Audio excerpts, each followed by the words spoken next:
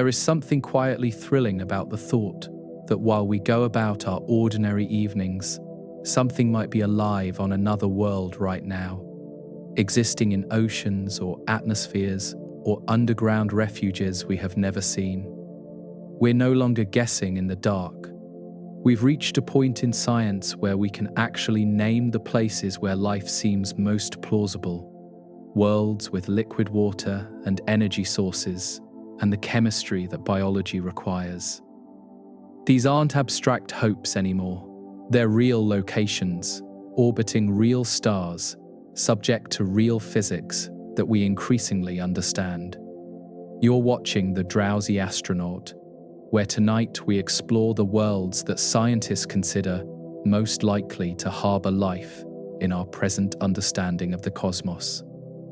This is a journey designed for slow listening, something you can follow closely or let drift past as you rest, work, or simply unwind after a long, stressful day. If this kind of exploration helps you relax, consider leaving a like or subscribing, and feel free to share where you're listening from in the comments. The worlds we'll visit range from moons in our own solar system to planets orbiting distant stars, each one a place where something extraordinary might be happening right now. The candidates for extraterrestrial life fall into two broad categories that we will explore in turn, beginning with the worlds closest to home before venturing outward to distant star systems. Within our own solar system, the ocean moons Europa and Enceladus rank among the most promising locations, hiding vast liquid water reservoirs beneath their icy surfaces, where conditions might favor life. Mars remains a persistent candidate, a world that once had rivers and lakes on its surface, and might still harbor microbial life in subsurface aquifers protected from the harsh surface conditions. Titan, Saturn's largest moon, offers a wild-card possibility, a world where life based on entirely different chemistry might exist in ways we would barely recognize. Beyond our solar system, the list of candidates grows longer with each passing year as new exoplanets are discovered and characterized. Proxima Centauri b orbits the nearest star to our Sun, just 4.2 light-years away, sitting in the habitable zone where liquid water might exist on its surface. K218b, roughly 124 light-years distant, has revealed water vapor in its atmosphere and possible hints of molecules that on Earth are produced by living organisms. The TRAPPIST-1 system offers 7 rocky planets around a single star, with 3 orbiting in the habitable zone where conditions might permit liquid water and perhaps life. Each of these worlds represents a different kind of possibility, a different set of conditions that might or might not prove suitable for biology. Europa and Enceladus offer subsurface oceans warmed by tidal heating, environments that never see sunlight but might host hydrothermal vents, like those on Earth's ocean floors. Mars offers the possibility of life that arose when conditions were wetter and then adapted to increasingly harsh circumstances, retreating underground as the surface became cold and dry. Titan suggests that life might not require the same conditions we assume. The biology based on methane and ethane might be possible at temperatures far below what water-based life can tolerate. The exoplanet candidates present even more uncertainty, their distances making detailed observation extremely challenging with current technology. We cannot see their surfaces directly, cannot sample their atmospheres except through subtle spectroscopic signals, cannot know for certain whether they have the oceans or atmospheres we suspect. Yet the signals we can detect point toward worlds that match the basic requirements for habitability, places where the fundamental ingredients of life seem to be present. The uncertainty is part of the adventure, the acknowledgement that we are searching for something we have never found before and might not recognize immediately when we find it. The search for life beyond Earth has transformed from philosophical speculation into rigorous science over the past few decades, driven by discoveries that have expanded our understanding of where life can exist. We now know that life on Earth thrives in environments once thought impossible, from boiling hot springs to frozen Antarctic lakes, from highly acidic mine drainage to the crushing pressures of ocean trenches. This expanded understanding of life's resilience has in turn expanded the list of places where we might look for it elsewhere, opening possibilities that earlier generations would have dismissed. The worlds we will explore tonight represent the current best guesses of the scientific community, the locations where available evidence suggests conditions most favorable for life as we understand it. Some of these candidates have been studied extensively for decades, while others were discovered only recently and remain poorly characterized. All of them could prove to be lifeless upon closer examination, their apparent promise not translating into actual biology. But any one of them could also prove to harbor life, transforming our understanding of our place in the cosmos. The question of whether we are alone in the universe has been asked for as long as humans have looked up at the night sky and wondered what exists among those distant points of light. What distinguishes our era from all previous ones is our ability to actually investigate the question, to identify specific worlds and study their properties systematically. We have moved from wondering to searching, from imagining to observing, from philosophical debate to scientific investigation. The candidates we will explore represent the current state of that investigation, the places where our best evidence points toward the possibility of life. The night ahead offers a tour of these remarkable worlds, beginning with the ocean moons of our outer solar system, before moving to Mars, Titan, and finally the exoplanets that orbit distant stars. Each world has its own character, its own set of conditions, its own reasons for appearing on this list of candidates.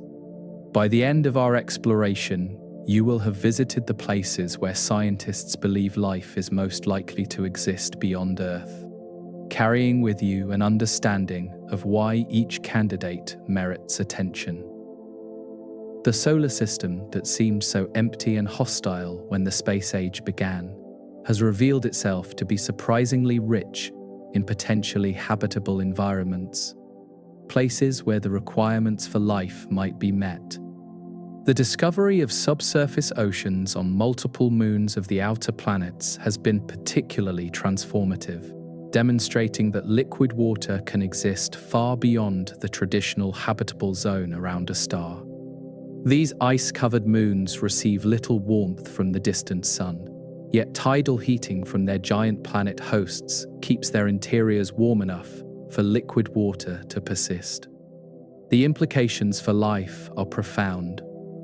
Europa, orbiting Jupiter, contains more liquid water than all of Earth's oceans combined, a global sea hidden beneath a shell of ice perhaps 15 kilometers thick. Enceladus, circling Saturn, is smaller but equally intriguing, actively spraying its ocean contents into space through geysers that offer us samples without even requiring a landing.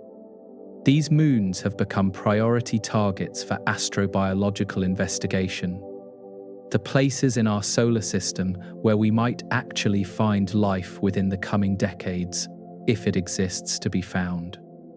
The technology to explore them is being developed now, missions being planned that will taste their ocean spray or drill through their icy crusts. Mars occupies a special place in the search for life. The world that has captured human imagination for centuries and continues to reveal surprises despite decades of intensive study. Ancient riverbeds and lake basins carved into its surface testify to a wetter past, a time billions of years ago when Mars might have been as hospitable as early Earth.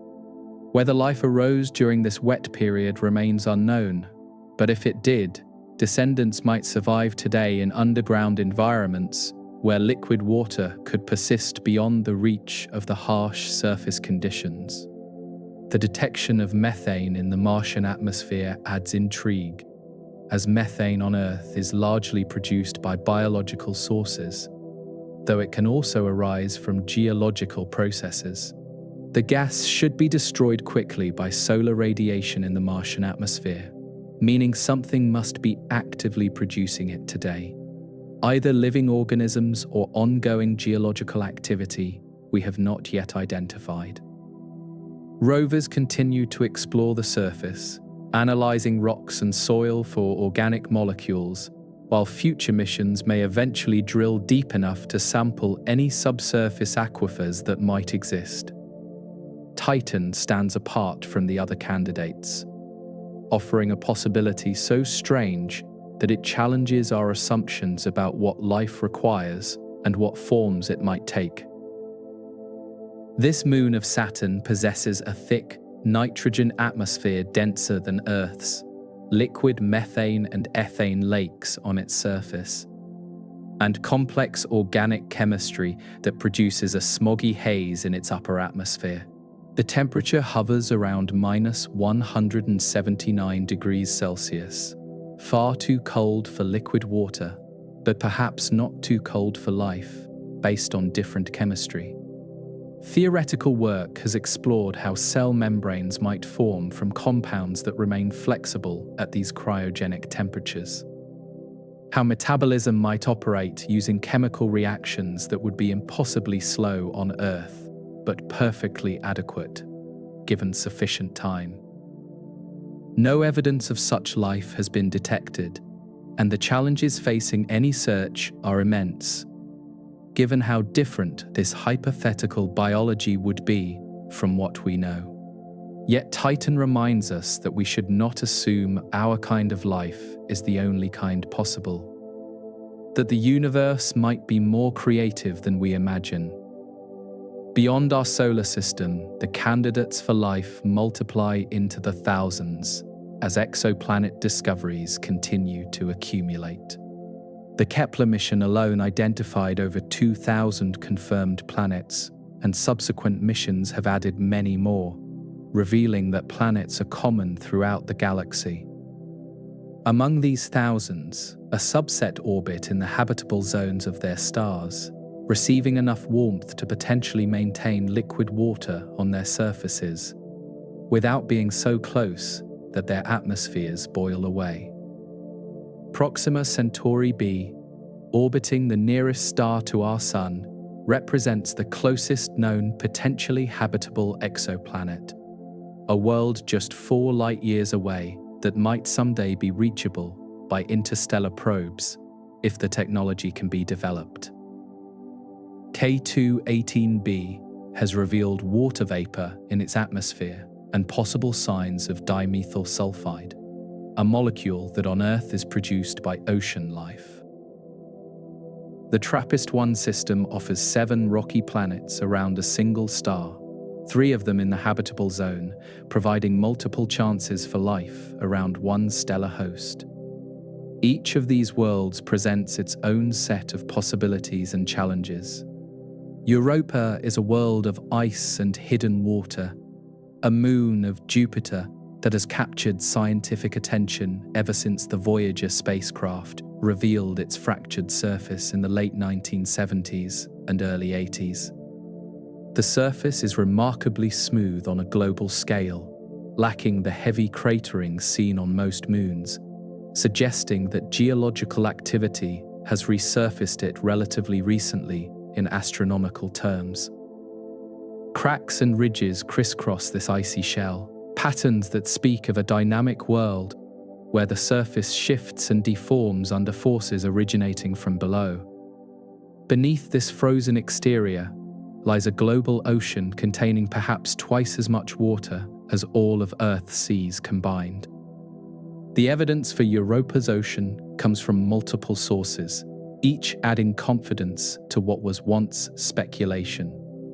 The Galileo spacecraft, which orbited Jupiter from 1995 to 2003, detected a magnetic field around Europa that responds to Jupiter's powerful magnetism in ways that require a conducting layer beneath the surface. The most plausible conducting layer is salt water, an ocean with enough dissolved minerals to carry electrical currents. Subsequent observations from Earth-based telescopes and the Hubble Space Telescope have detected what appear to be plumes of water vapor erupting from Europa's surface, suggesting the ocean occasionally vents its contents into space. The thickness of Europa's ice shell remains uncertain, with estimates ranging from a few kilometers to perhaps 30 kilometers, depending on the thermal model used.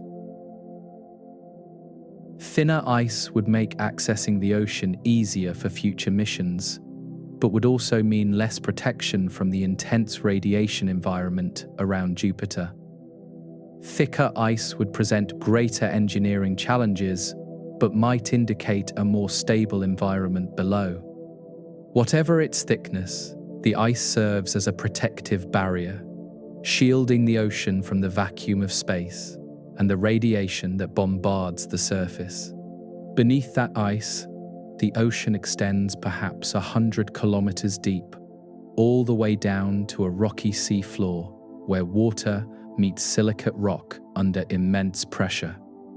This interface between water and rock is crucial for habitability, as it is the location where hydrothermal activity might occur, where chemical reactions between hot rock and seawater could provide energy for life.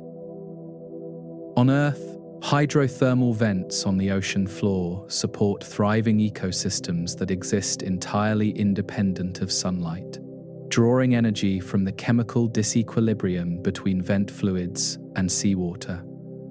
The energy that keeps Europa's ocean liquid comes not from the distant sun, but from tidal heating.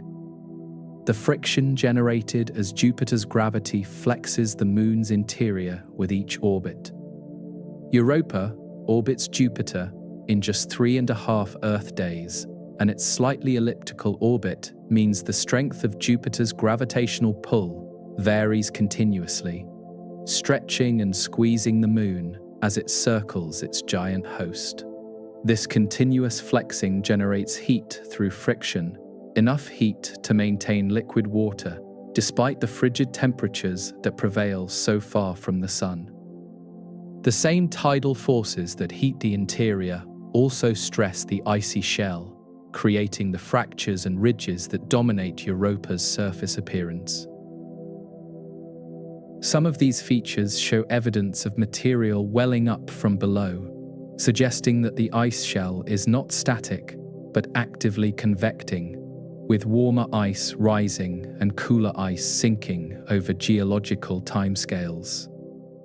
The surface we see today is geologically young, perhaps only tens of millions of years old, constantly renewed by processes we are only beginning to understand.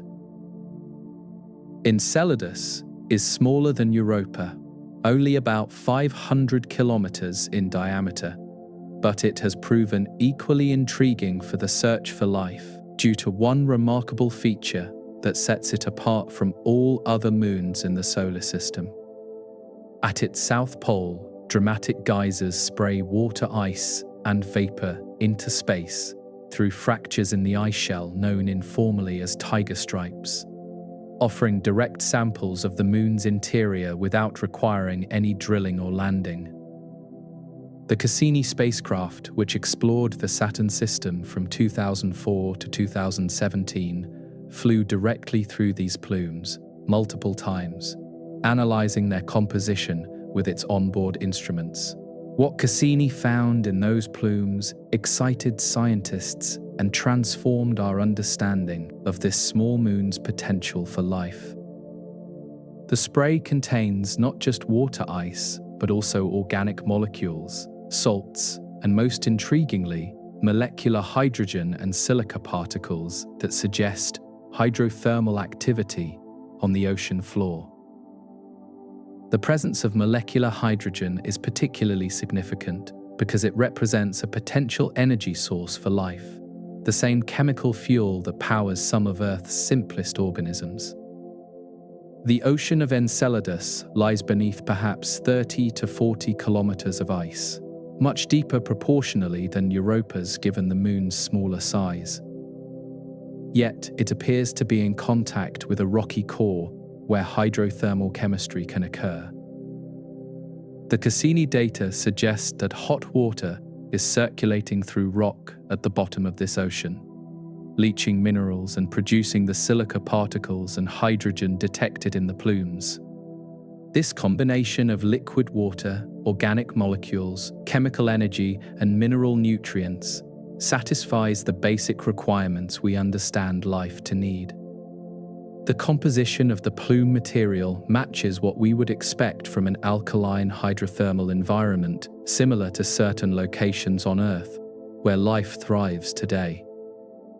The pH appears to be around 9 to 11, comparable to soda lakes on Earth that support diverse microbial communities. The temperature at the ocean floor might reach hundreds of degrees Celsius, where hot water emerges from rock, while the surrounding ocean remains close to freezing, creating gradients that life could exploit.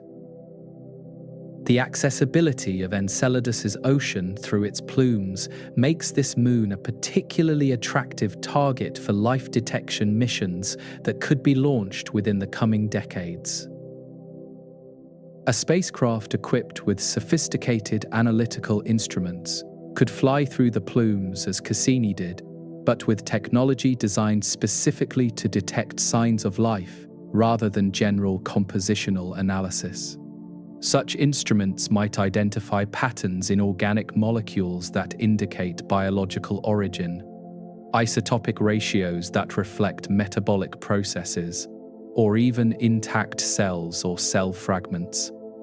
Future mission concepts include orbiters that would make multiple plume passages, collecting and analyzing samples with each fly-through, as well as more ambitious landers that would touch down near the tiger stripe fractures and sample material directly. The technology needed for these missions exists or is being developed, and the scientific motivation could hardly be stronger. Enceladus offers perhaps the most accessible samples of an extraterrestrial ocean available anywhere in the solar system. The comparison between Europa and Enceladus reveals both similarities and differences that inform our understanding of ocean worlds and their potential for life. Both possess liquid water oceans beneath icy shells. Both experience tidal heating from their giant planet hosts, and both show evidence of ongoing geological activity. Yet they differ in size, in the thickness of their ice shells, in the accessibility of their ocean contents, and perhaps in the chemistry of their interiors. Europa's larger size means its ocean is likely more voluminous and its geological processes more energetic, but its thicker ice shell makes sampling more difficult without landing and drilling. Enceladus's smaller size means less total water and potentially less diverse environments, but its active plumes offer samples freely given to passing spacecraft. These differences make both moons valuable targets, each offering unique advantages for the search for life. The ocean environments beneath the ice of Europa and Enceladus would be utterly dark, receiving no sunlight through kilometers of frozen water above. Yet darkness is no obstacle to life, as we know it from Earth's own deep oceans. Around hydrothermal vents on Earth's seafloor, entire ecosystems flourish in total darkness, powered by chemical energy rather than photosynthesis.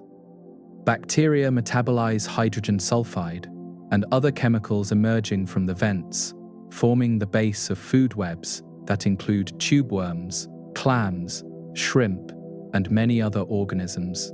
Similar ecosystems might exist on the floors of Europa's and Enceladus's oceans, communities of microorganisms drawing energy from hydrothermal chemistry, perhaps supporting more complex organisms if life has had enough time to evolve.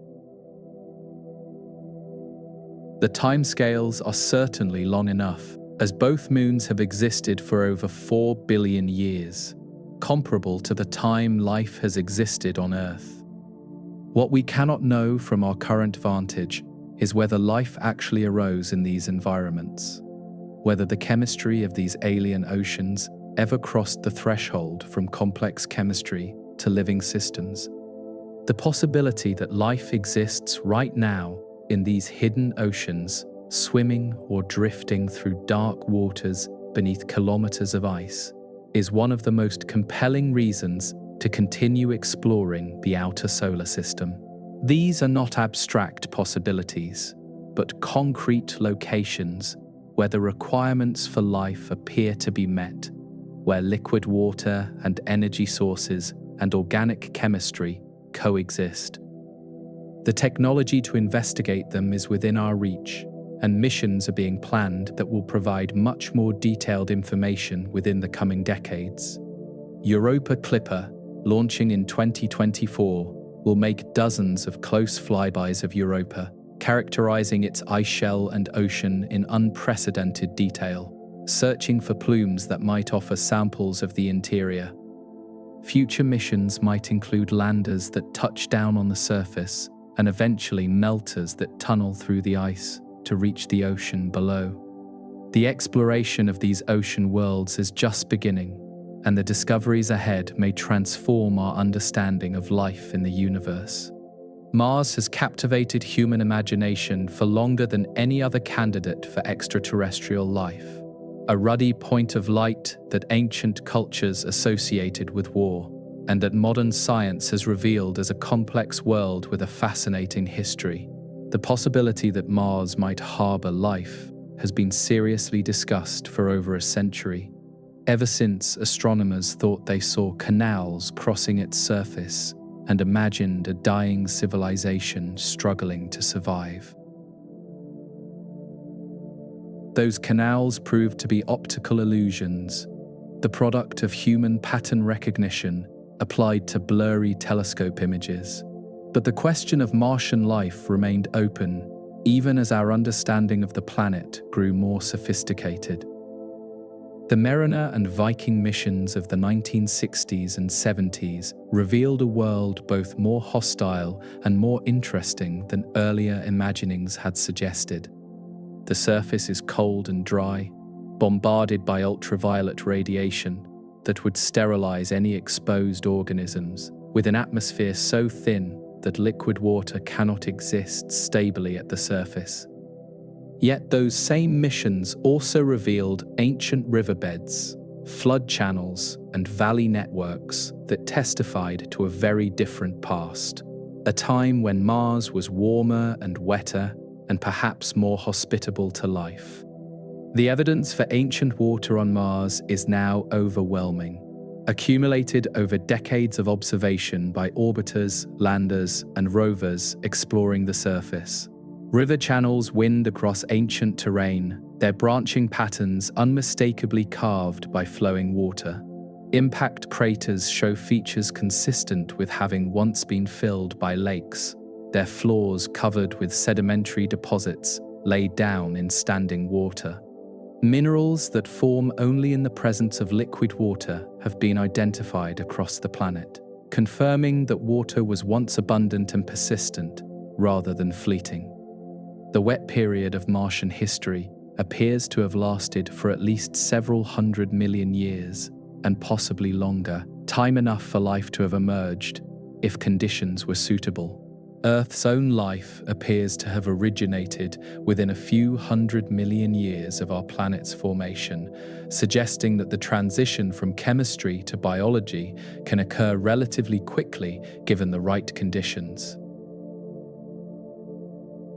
Whether Mars provided those conditions during its wet period remains unknown, but the possibility seems increasingly plausible as we learn more about the ancient environment.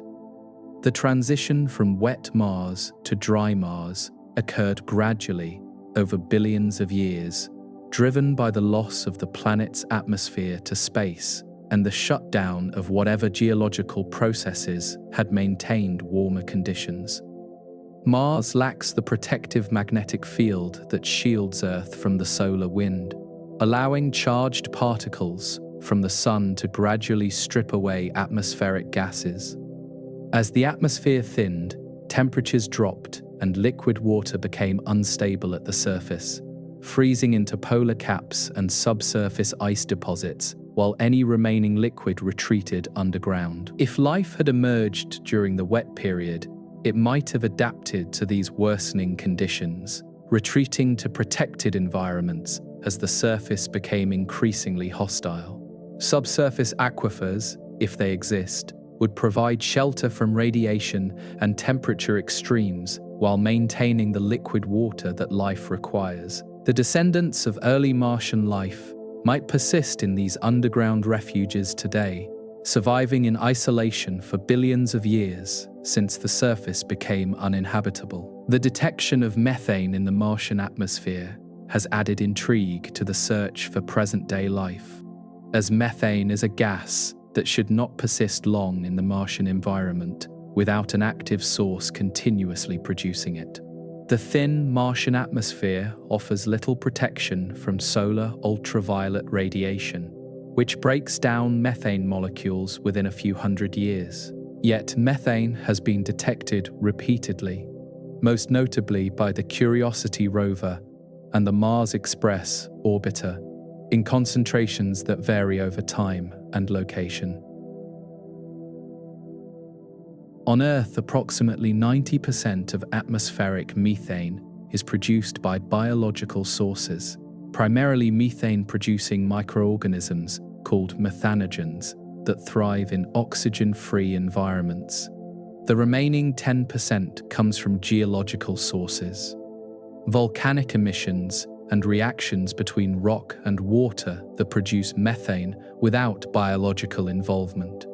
Mars could have either source: biological methanogens living in subsurface habitats, or geological processes occurring deep in the crust. And distinguishing between these possibilities is a major goal of current and future missions. The search for life on Mars is actively underway, with rovers exploring the surface and orbiters studying the planet from above, each adding pieces to a puzzle that remains incomplete. The Curiosity rover has been exploring Gale Crater since 2012, analyzing rocks and soil for organic molecules and environmental conditions that might have supported life in the past. The Perseverance rover, which landed in 2021, is specifically designed to search for biosignatures and is collecting samples for eventual return to Earth, where they can be analyzed with laboratory instruments far more sophisticated than anything a rover can carry. Mars sample return represents the next major step in the search for Martian life. A mission that would collect the samples Perseverance is caching and bring them back to Earth for detailed analysis. Such samples could be studied for microscopic fossils, organic molecules with biological patterns, isotopic signatures of metabolism, and other evidence that current rovers cannot detect. The technology is challenging and the mission expensive, but the scientific payoff could be transformative, potentially answering the question of whether life ever existed on Mars. The possibility that Mars harbors life today, rather than only in its ancient past, cannot be dismissed despite the hostile surface conditions that prevail in the current era. The subsurface environment is far more benign than the surface, protected from radiation and temperature extremes, potentially hosting liquid water in aquifers that remain warm enough to prevent freezing. Models suggest that liquid water might exist just a few kilometers below the surface in some regions, accessible to future drilling missions if the technology can be developed. The polar regions offer another possibility, with seasonal variations in ice coverage and temperature that might create temporary habitable niches.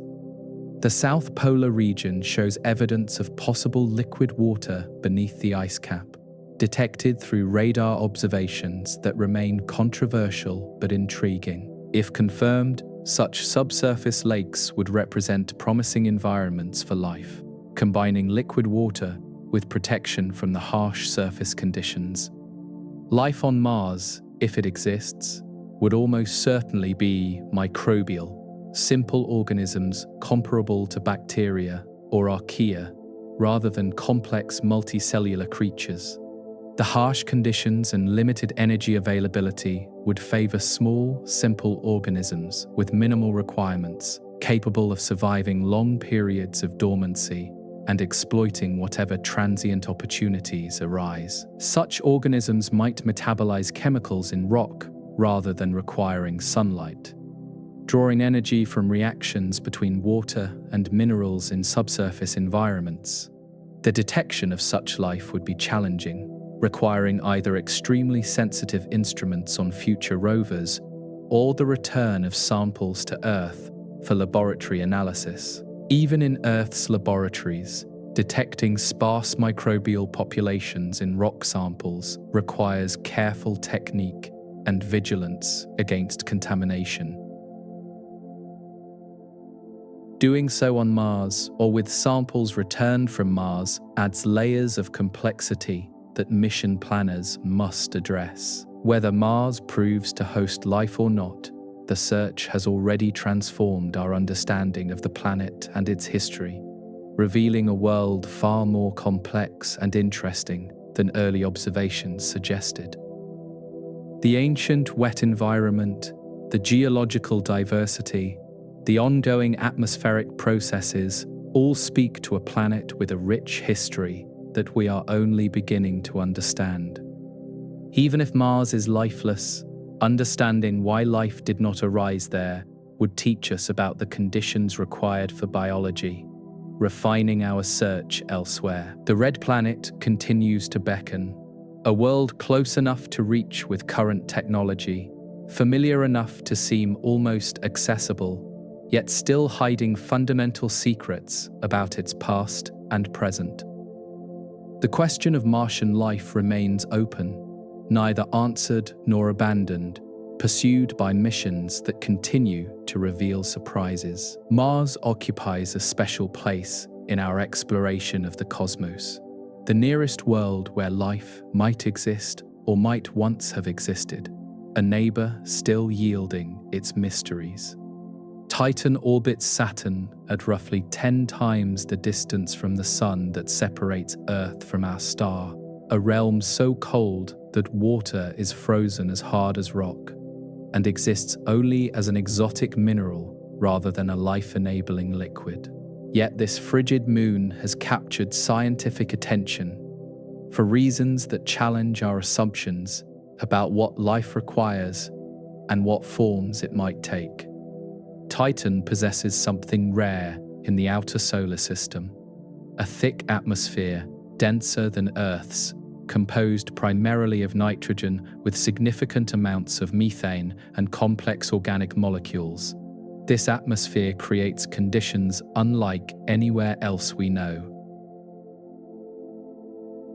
The Huygens probe, which descended through Titan's atmosphere in 2005 after being carried there by the Cassini spacecraft, revealed a landscape both alien and eerily familiar.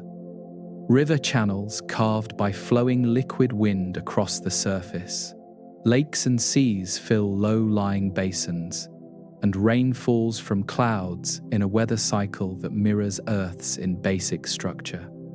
But the liquid is not water, which is frozen solid at Titan's surface temperature of -179 degrees Celsius, but rather liquid methane and ethane, hydrocarbons that would be gases on Earth but flow like water in Titan's extreme cold.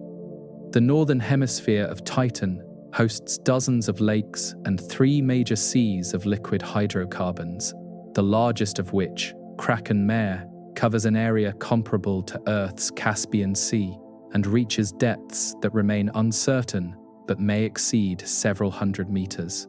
These bodies of liquid represent the only stable surface liquids known anywhere in the solar system besides Earth, making Titan a unique laboratory for understanding how liquids interact with landscapes and atmospheres on planetary surfaces. Rain falls from methane clouds, feeds rivers that carve channels through organic-rich sediments, and eventually empties into seas that slowly evaporate to continue the cycle.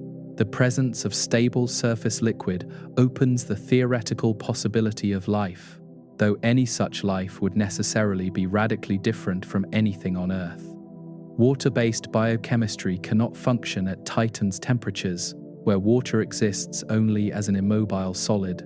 But theoretical chemists have explored whether alternative biochemistries might be possible.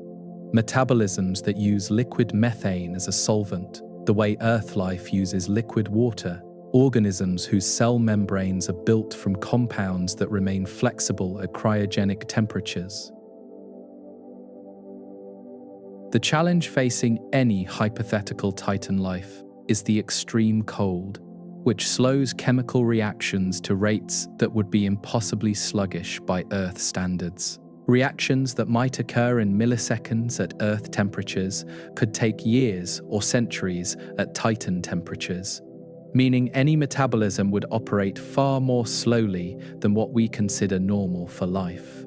Yet this objection may reflect human impatience rather than any fundamental barrier, as Titan has existed for over 4 billion years.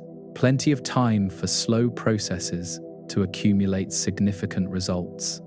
Theoretical models have suggested several possible metabolisms for Titan life, most involving the reaction of hydrogen with acetylene or other organic compounds to produce methane and release energy.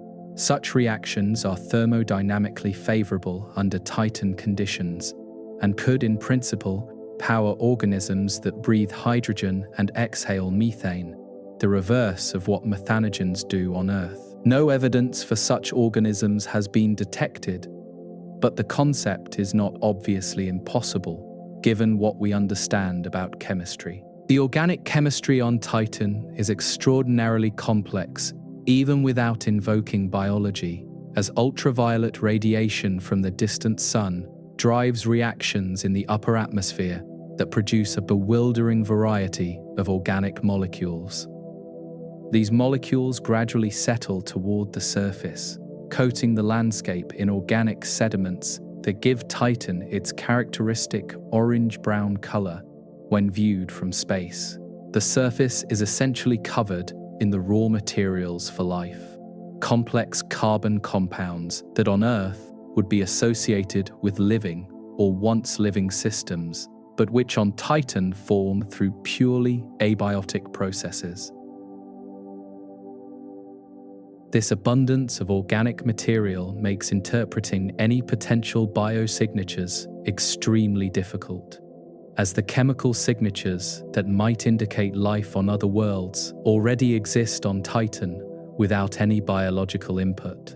The detection of certain compounds would not necessarily indicate life because non-biological processes produce them in abundance.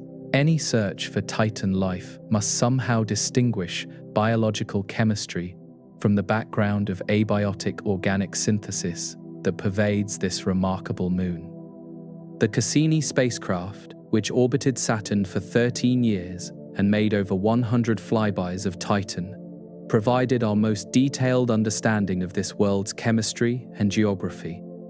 Radar imaging pierced the thick atmospheric haze to map the surface, revealing a complex terrain of mountains, plains, dunes, and the liquid-filled basins that make Titan unique.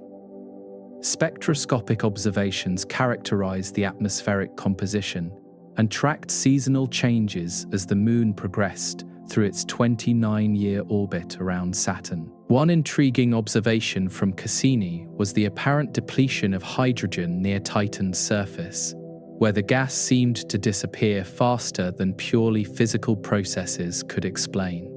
Some researchers suggested this depletion might indicate hydrogen-consuming organisms living on or near the surface, breathing the hydrogen that drifts down from the upper atmosphere. The observation remains unexplained, but also unconfirmed, a tantalizing hint that may or may not point toward biological activity. Similarly, the balance of acetylene on Titan differs from what simple photochemical models predict, with less acetylene on the surface than expected given its production rate in the atmosphere. Acetylene would be a potential food source for hydrogen-breathing organisms, and its apparent depletion could indicate consumption by life.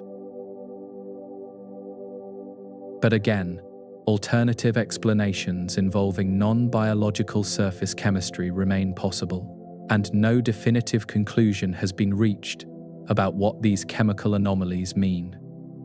The ambiguity surrounding these observations illustrates the difficulty of searching for life that might be radically different from Earth life, organisms whose metabolism and biochemistry lie outside our experience.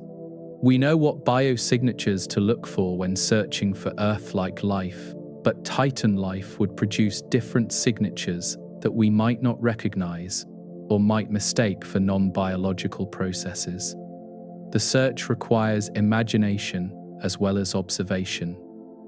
Beyond the surface seas of liquid hydrocarbons, Titan may harbor a second potential habitat for life, one that would be more familiar in its basic requirements. Beneath the moon's icy crust, scientists believe a subsurface ocean of liquid water exists, similar to those suspected beneath Europa and confirmed at Enceladus. This ocean would be maintained by tidal heating and perhaps by an insulating layer of ice that prevents heat from escaping too rapidly into space. If a water ocean exists inside Titan, it could potentially support water-based life similar to what might exist on Europa or Enceladus, organisms that would be more recognizable to us than the hypothetical methane-based life of the surface. The interior of Titan might therefore offer two entirely different possibilities for life: familiar water-based biology in the subsurface ocean and exotic hydrocarbon-based biology in the surface seas and sediments. The presence of both water and hydrocarbons on a single world, even if in different physical domains, creates interesting possibilities for interaction that might influence the chemistry of both environments. Cryovolcanic eruptions could occasionally bring water ice to the surface, where it would interact with the organic sediments before freezing solid. Such interactions might produce chemical compounds that neither environment would generate alone. Accessing Titan's subsurface ocean would be even more challenging than reaching Europa's, as the icy shell is thought to be considerably thicker, perhaps 50 to 100 kilometers of ice separating the ocean from the surface. Any mission to sample this hidden sea would require technology far beyond our current capabilities, making the surface seas and atmosphere more accessible targets for near-term exploration. Future missions to Titan are being planned that will explore its habitability in unprecedented detail, taking advantage of the moon's thick atmosphere to enable flight-based exploration impossible anywhere else in the outer solar system. The Dragonfly mission, scheduled for launch in the late 2020s, will send a rotorcraft lander to Titan's surface, capable of flying from location to location to sample diverse terrains. Dragonfly will carry instruments to analyze the chemical composition of surface materials, searching for complex organic molecules and potentially for signs of prebiotic chemistry or even life. The craft will explore the Shangri-La dune field and eventually travel to Selk crater, where impact heating may have created conditions favorable for organic chemistry or even brief episodes of liquid water. The mission will provide ground truth for observations made from orbit and from Earth. The thick atmosphere that makes Titan so unusual also makes it an ideal destination for aerial exploration, as flight requires far less energy in the dense gas than it would on Earth or Mars. Dragonfly will hop across the landscape, covering tens of kilometers between landing sites, sampling diverse terrains that a stationary lander could never reach. This mobility will provide a comprehensive survey of Titan's organic chemistry. Whether Dragonfly discovers signs of life or confirms that Titan's chemistry, while complex, remains purely abiotic, the mission will fundamentally advance our understanding of organic chemistry in planetary environments. The results will inform our search for life throughout the solar system and beyond, teaching us what complex chemistry looks like in the absence of biology and how to distinguish it from the real thing. Titan challenges our Earth-centric assumptions about what life requires and where it might be found, pushing us to consider possibilities that seem outlandish from our warm, water-rich perspective. The Moon demonstrates that complex chemistry, stable surface liquids, and dynamic weather cycles can exist under conditions utterly unlike Earth's, raising the question of whether life is similarly flexible in what it requires.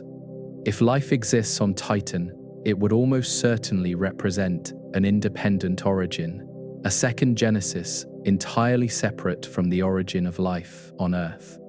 The biochemistry would be fundamentally different, using different solvents, different structural molecules, and different metabolic pathways than anything in our biological experience. Such a discovery would transform our understanding of life's possibilities. Even if Titan proves to be lifeless, its complex prebiotic chemistry teaches us about the processes that might lead to life's origin, the abiotic synthesis of organic molecules that represents the first steps toward biology. Titan is a natural laboratory for studying chemistry that on Earth occurred billions of years ago and left few traces. The Moon preserves a record of what the early steps toward life might look like. The orange haze of Titan's atmosphere, visible from Earth through telescopes, marks a world unlike any other we know, a place where familiar processes operate with unfamiliar materials under conditions that stretch our understanding of planetary science. This strange moon remains one of the most intriguing destinations in our solar system for the search for life, precisely because it challenges us to think differently about what life might be. The nearest star to our Sun is Proxima Centauri, a dim red dwarf that lies approximately 4.2 light-years away in the direction of the constellation Centaurus. And around this star orbits a planet that has captured the imagination of scientists and the public alike. Proxima Centauri b was discovered in 2016 through the radial velocity method, which detected the tiny wobble the planet induces in its parent star as it orbits. The discovery placed a potentially habitable world closer to Earth than any other known exoplanet, tantalizingly nearby by astronomical standards, even if impossibly distant by human experience. The planet is roughly 1.3 times the mass of Earth, suggesting a rocky composition similar to our own world, though its actual nature remains uncertain given the limited information available from such a distant target. Proxima Centauri b orbits its star at a distance of about 7.5 million kilometers, far closer than Mercury orbits our Sun, completing one orbit every 11.2 Earth days. Yet, because its star is so much dimmer and cooler than the Sun, this close orbit places the planet within the habitable zone where liquid water might potentially exist on its surface. The habitable zone around a red dwarf like Proxima Centauri is much closer to the star than the habitable zone around our Sun, a consequence of the lower luminosity that requires planets to orbit nearby to receive sufficient warmth. This proximity creates both opportunities and challenges for habitability, bringing planets close enough to study in detail, while also subjecting them to conditions quite different from what Earth experiences. The question of whether Proxima Centauri b is actually habitable depends on factors we cannot yet determine from our distant vantage point, particularly whether the planet possesses an atmosphere and what that atmosphere contains. An atmosphere is essential for maintaining liquid water on a planetary surface, providing pressure that prevents water from boiling away into space, and potentially creating greenhouse warming that moderates temperature extremes. Red dwarf stars like Proxima Centauri are known for their stellar activity, producing powerful flares that release enormous amounts of radiation in brief but intense bursts. These flares could strip away a planet's atmosphere over time, eroding the very gaseous envelope needed for habitability. Proxima Centauri is particularly active, with observations recording numerous flares that would bombard any nearby planet with radiation far exceeding what Earth experiences from the Sun. If Proxima Centauri b has retained an atmosphere despite this stellar activity, the atmosphere might have been replenished by volcanic outgassing, or might be protected by a strong magnetic field that deflects incoming radiation. Alternatively, the planet might have lost its atmosphere long ago, and now presents a bare, sterile surface to the relentless stellar flares. We cannot currently determine which scenario applies.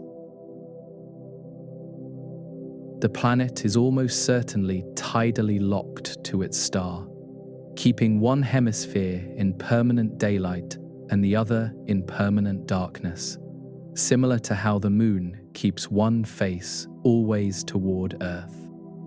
This configuration would create extreme temperature contrasts between the two hemispheres, with a scorching day side and a frozen night side, unless atmospheric circulation transports heat effectively around the planet.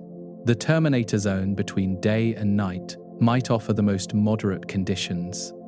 Despite the uncertainties, Proxima Centauri b remains one of the highest priority targets for future observation and eventual exploration, precisely because of its proximity. At 4.2 light-years, it is close enough that future generations might conceivably send probes to study it directly, even if such missions remain beyond our current technological capabilities.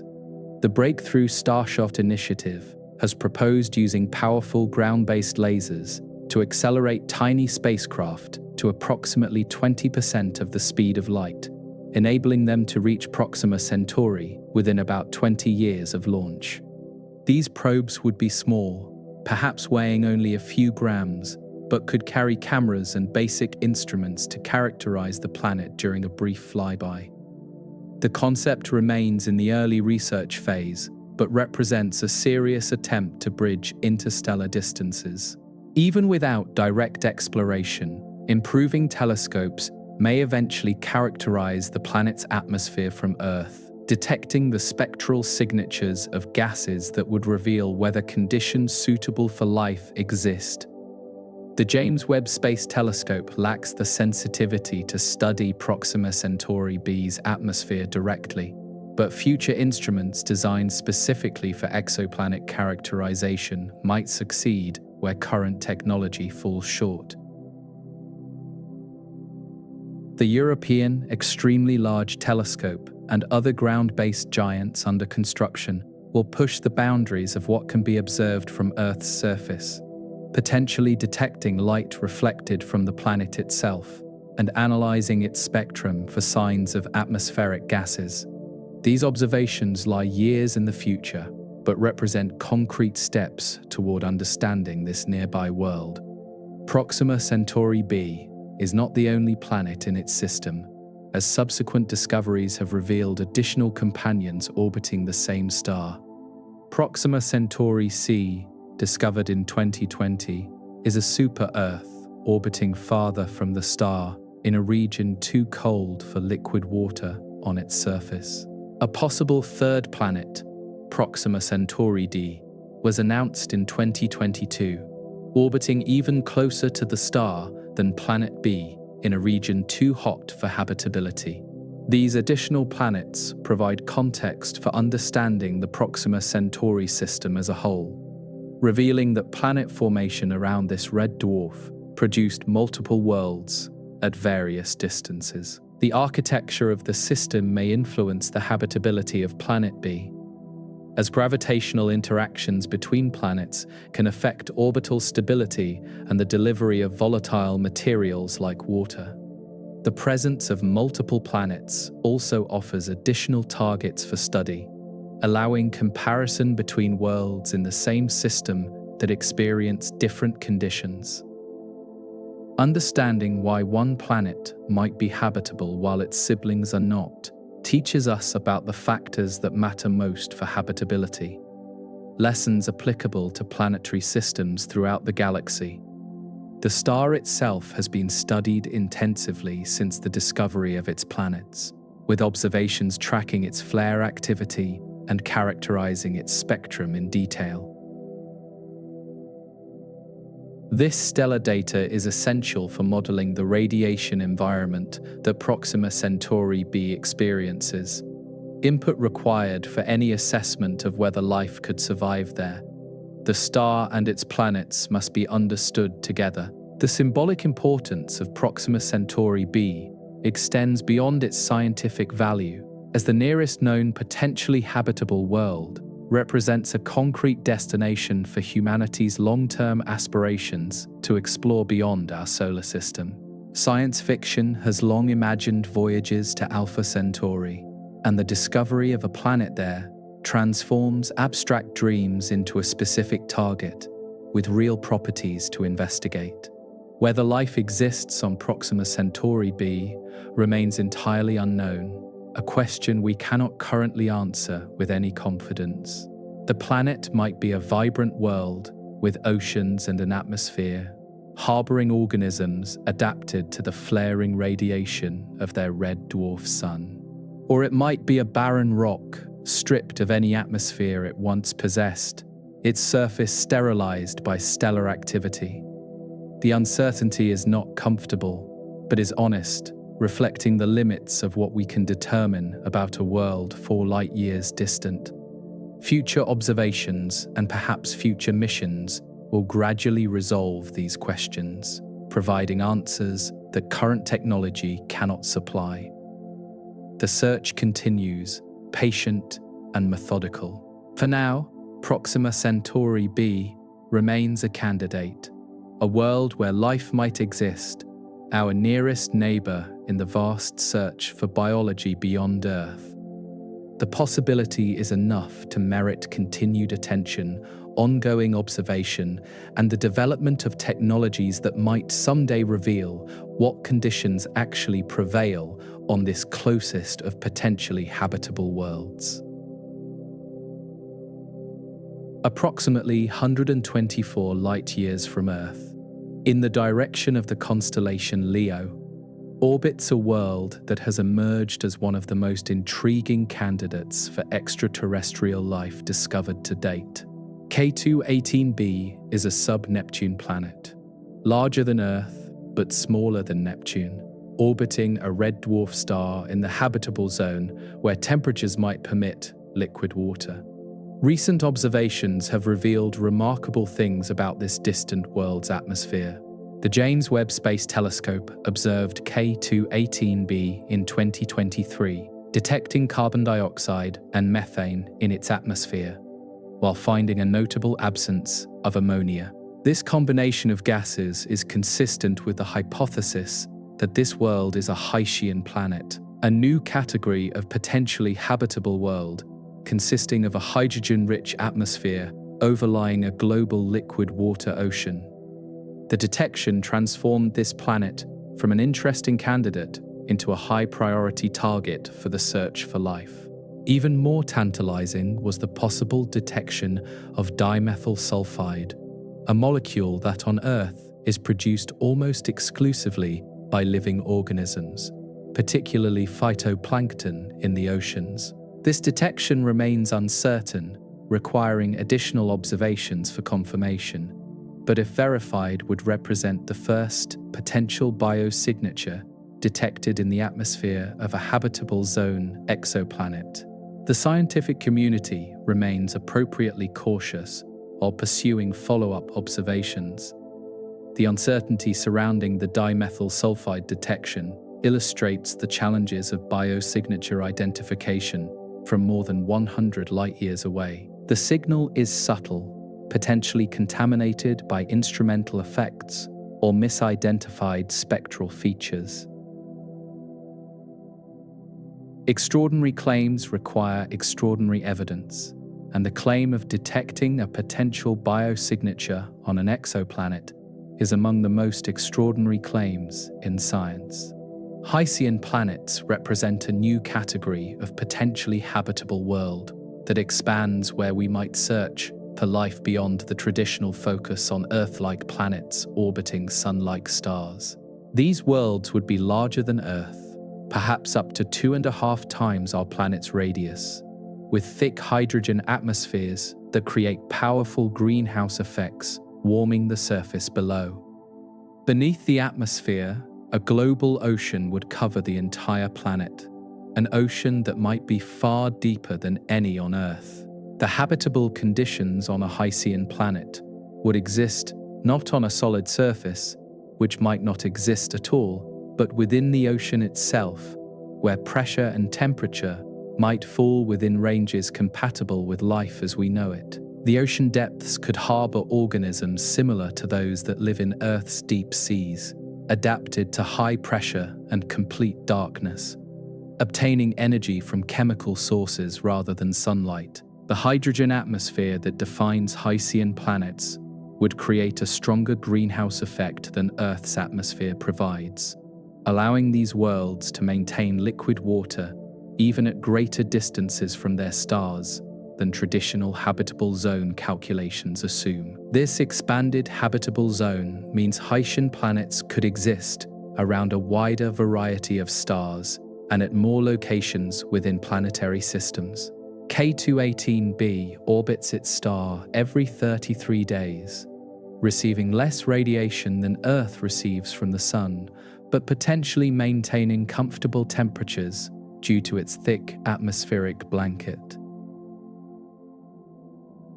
The ocean beneath, if it exists, would be in constant darkness, heated from above by the atmosphere's greenhouse effect, and possibly from below by a rocky core if the planet possesses one.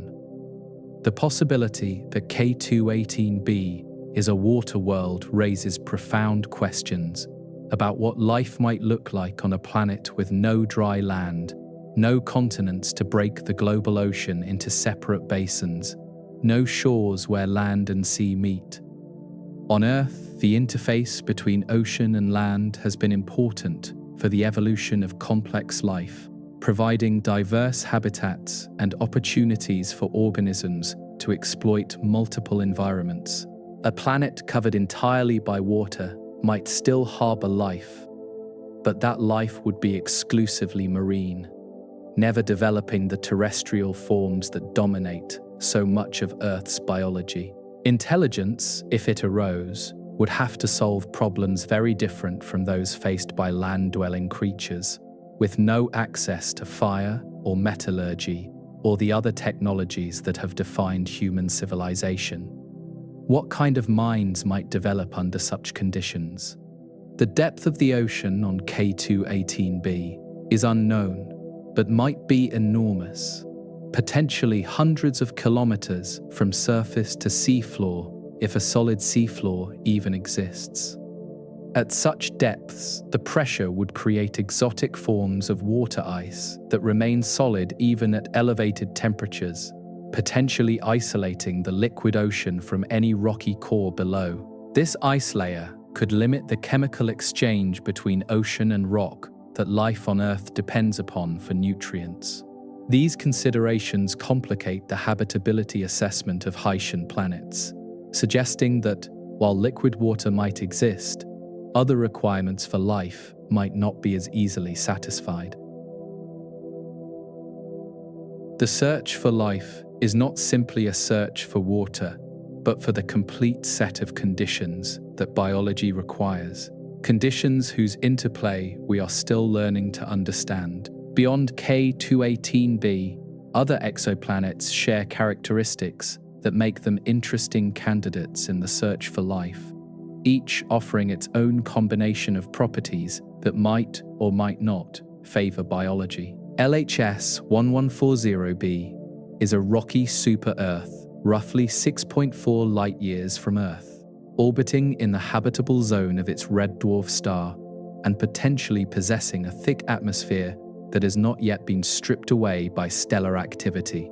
The proximity of LHS 1140b makes it an attractive target for atmospheric characterization, as closer planets produce stronger signals that are easier to detect and analyze.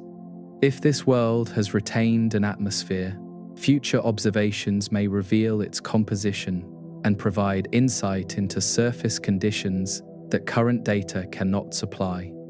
The planet joins the growing list of nearby worlds that merit intensive study. TOI 700d is another Earth-sized planet in a habitable zone, discovered by the TESS mission and confirmed through follow-up observations. This world orbits a quiet, inactive red dwarf, which may make it more likely to have retained an atmosphere than planets around more active stars. The relative calm of its stellar environment is a point in its favor for habitability. Kepler 186f was the first Earth-sized planet discovered in the habitable zone of another star, orbiting a red dwarf roughly 500 light-years away. Its discovery in 2014 demonstrated that Earth-sized worlds in habitable zones exist, even if this particular planet is too distant for detailed atmospheric study with current instruments. The discovery opened the door to finding similar worlds closer to home. The catalogue of potentially habitable exoplanets continues to grow as surveys discover more worlds and improved observations characterize their properties. The TESS mission is currently surveying the entire sky, identifying planets around nearby stars that are suitable for follow-up observation. Ground-based surveys contribute additional discoveries, particularly planets around small, cool stars where habitable zone orbits are short and transits are frequent. Each discovery adds to our understanding of how common potentially habitable worlds might be, providing statistical context for the search even when individual planets cannot be studied in detail. The pattern emerging from these surveys suggests that small rocky planets in habitable zones are not rare but common throughout the galaxy, potentially numbering in the billions. This abundance is both encouraging and humbling for the search for life. Encouraging because it means many opportunities exist for biology to arise. Humbling because it means we cannot study every potentially habitable world in detail, forcing us to prioritize targets that offer the best combination of scientific interest and observational accessibility. The ocean worlds beyond our solar system remain mostly mysterious, their properties inferred from measurements of mass and radius, and the occasional glimpse of atmospheric composition. Whether any of them harbor life is unknown, and may remain unknown for decades or centuries. The search requires patience on timescales that exceed individual human careers. The TRAPPIST-1 system offers something unique among the thousands of known exoplanetary systems. 7 Earth-sized planets orbiting a single star, with at least 3 of them located in the habitable zone where liquid water might exist on their surfaces. This abundance of candidates around one star increases the odds that at least one world in the system might harbor life, providing multiple chances where most systems offer at most 1 or 2. The 7 planets orbit their ultra-cool red dwarf star in a compact configuration that would fit entirely within the orbit of Mercury around our Sun. The innermost planet, TRAPPIST-1b, completes an orbit in just 1.5 Earth days, while the outermost, TRAPPIST-1a, takes about 19 days. This compactness means the planets are close not only to their star, but also to each other, with neighboring worlds sometimes approaching within a few times the Earth-Moon distance. The habitable zone trio, TRAPPIST-1e, F, and G, receive amounts of stellar radiation comparable to what Earth receives from the Sun, placing them in the temperature range where liquid water could potentially exist on their surfaces. Planet E is particularly interesting, receiving almost exactly the same radiation flux that Earth does, making its energy budget the closest to Earth's of any known exoplanet. The discovery of this system in 2017 captured global attention, precisely because it offered so many candidates in one place. The announcement made headlines worldwide, and the system has remained a high-priority target for observation ever since, with the James Webb Space Telescope and other instruments working to characterize the planet's properties and search for atmospheres. The compactness of the TRAPPIST-1 system has implications beyond simply placing multiple planets within reach of observation. The proximity of the planets to each other means they gravitationally influence one another, with orbital perturbations that can be measured through precise timing of their transits across the stellar disk. These timing variations have allowed astronomers to determine the masses of all 7 planets with reasonable precision. The masses, combined with the radii measured during transits, reveal that all 7 TRAPPIST-1 planets have densities consistent with rocky compositions similar to the terrestrial planets of our solar system. Some appear to contain significant amounts of water, potentially harboring deep oceans or thick ice layers that contribute to their bulk. Others seem drier, more analogous to Earth in their volatile content. The closeness of the planets also raises the intriguing possibility of lithopanspermia, the transfer of life between worlds via meteorites ejected by impacts. If life arose on any one of the 7 planets, impacts could potentially launch rocks into space that would land on neighboring worlds, carrying microorganisms that might survive the journey. Life could spread through the system, colonizing multiple planets from a single origin. This scenario is speculative, but not implausible, given what we know about the hardiness of some Earth microorganisms and the dynamics of impact ejection. The distance between neighboring TRAPPIST-1 planets is small enough that transfer times could be relatively short, perhaps only years or decades, reducing the radiation exposure and increasing survival chances for any hitchhiking organisms. The habitable zone planets of TRAPPIST-1 face significant challenges that temper optimism about their habitability. Challenges arising from the nature of their red dwarf host star. Like all red dwarfs, TRAPPIST-1 was more active in its youth, producing intense flares and sustained high levels of ultraviolet radiation that could have stripped away any primordial atmospheres the planets possessed.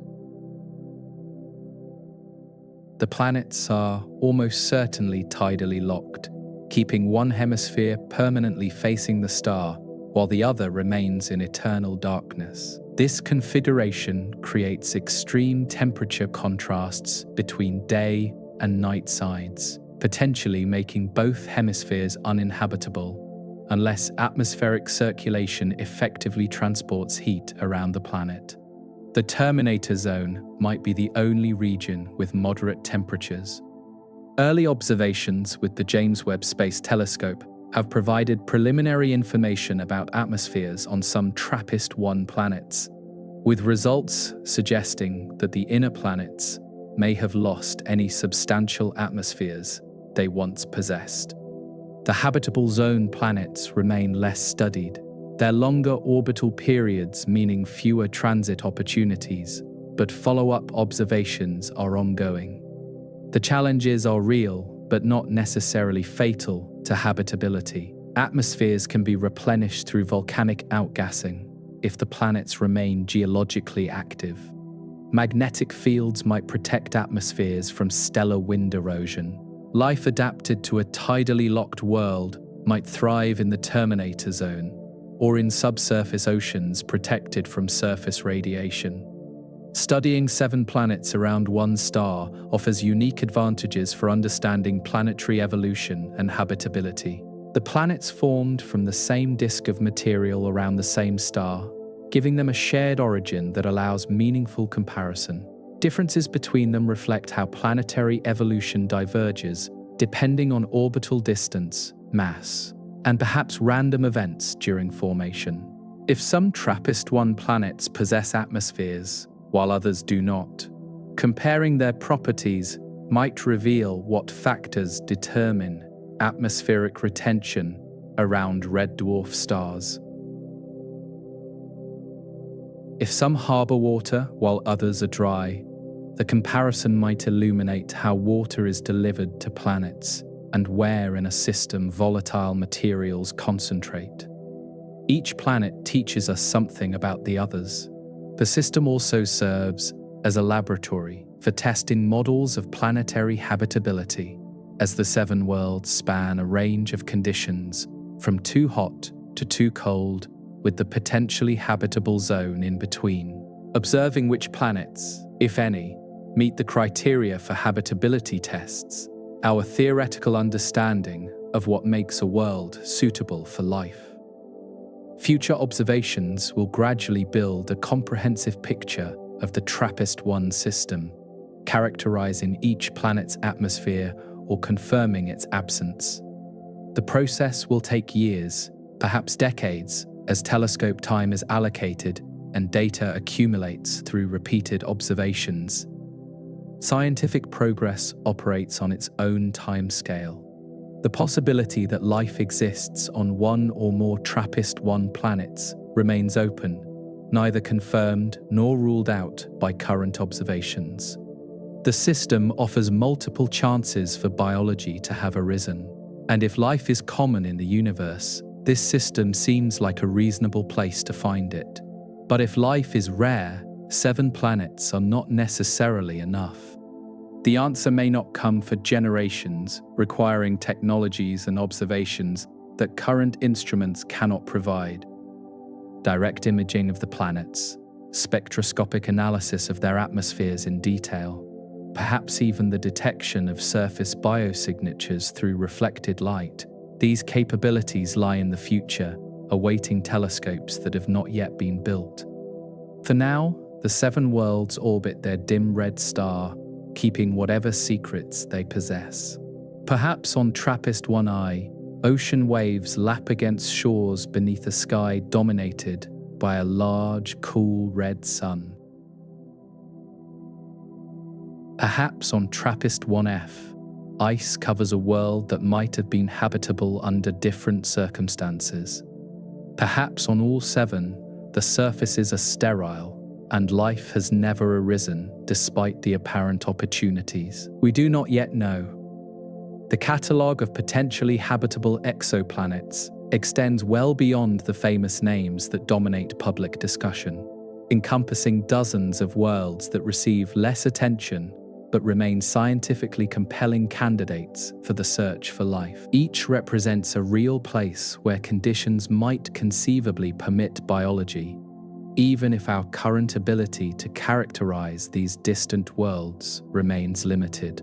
Kepler 442b orbits its star at a distance that provides roughly the same amount of energy that Earth receives from the Sun, placing it firmly within the habitable zone. The planet is about 1.3 times Earth's radius, suggesting a rocky composition, though the uncertainties remain significant.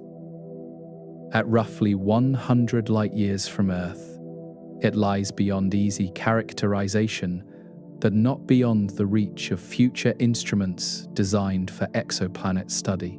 The star Kepler-442 is a K-type orange dwarf, cooler and dimmer than our Sun, but not as extreme as the red dwarfs that host many other habitable zone planets.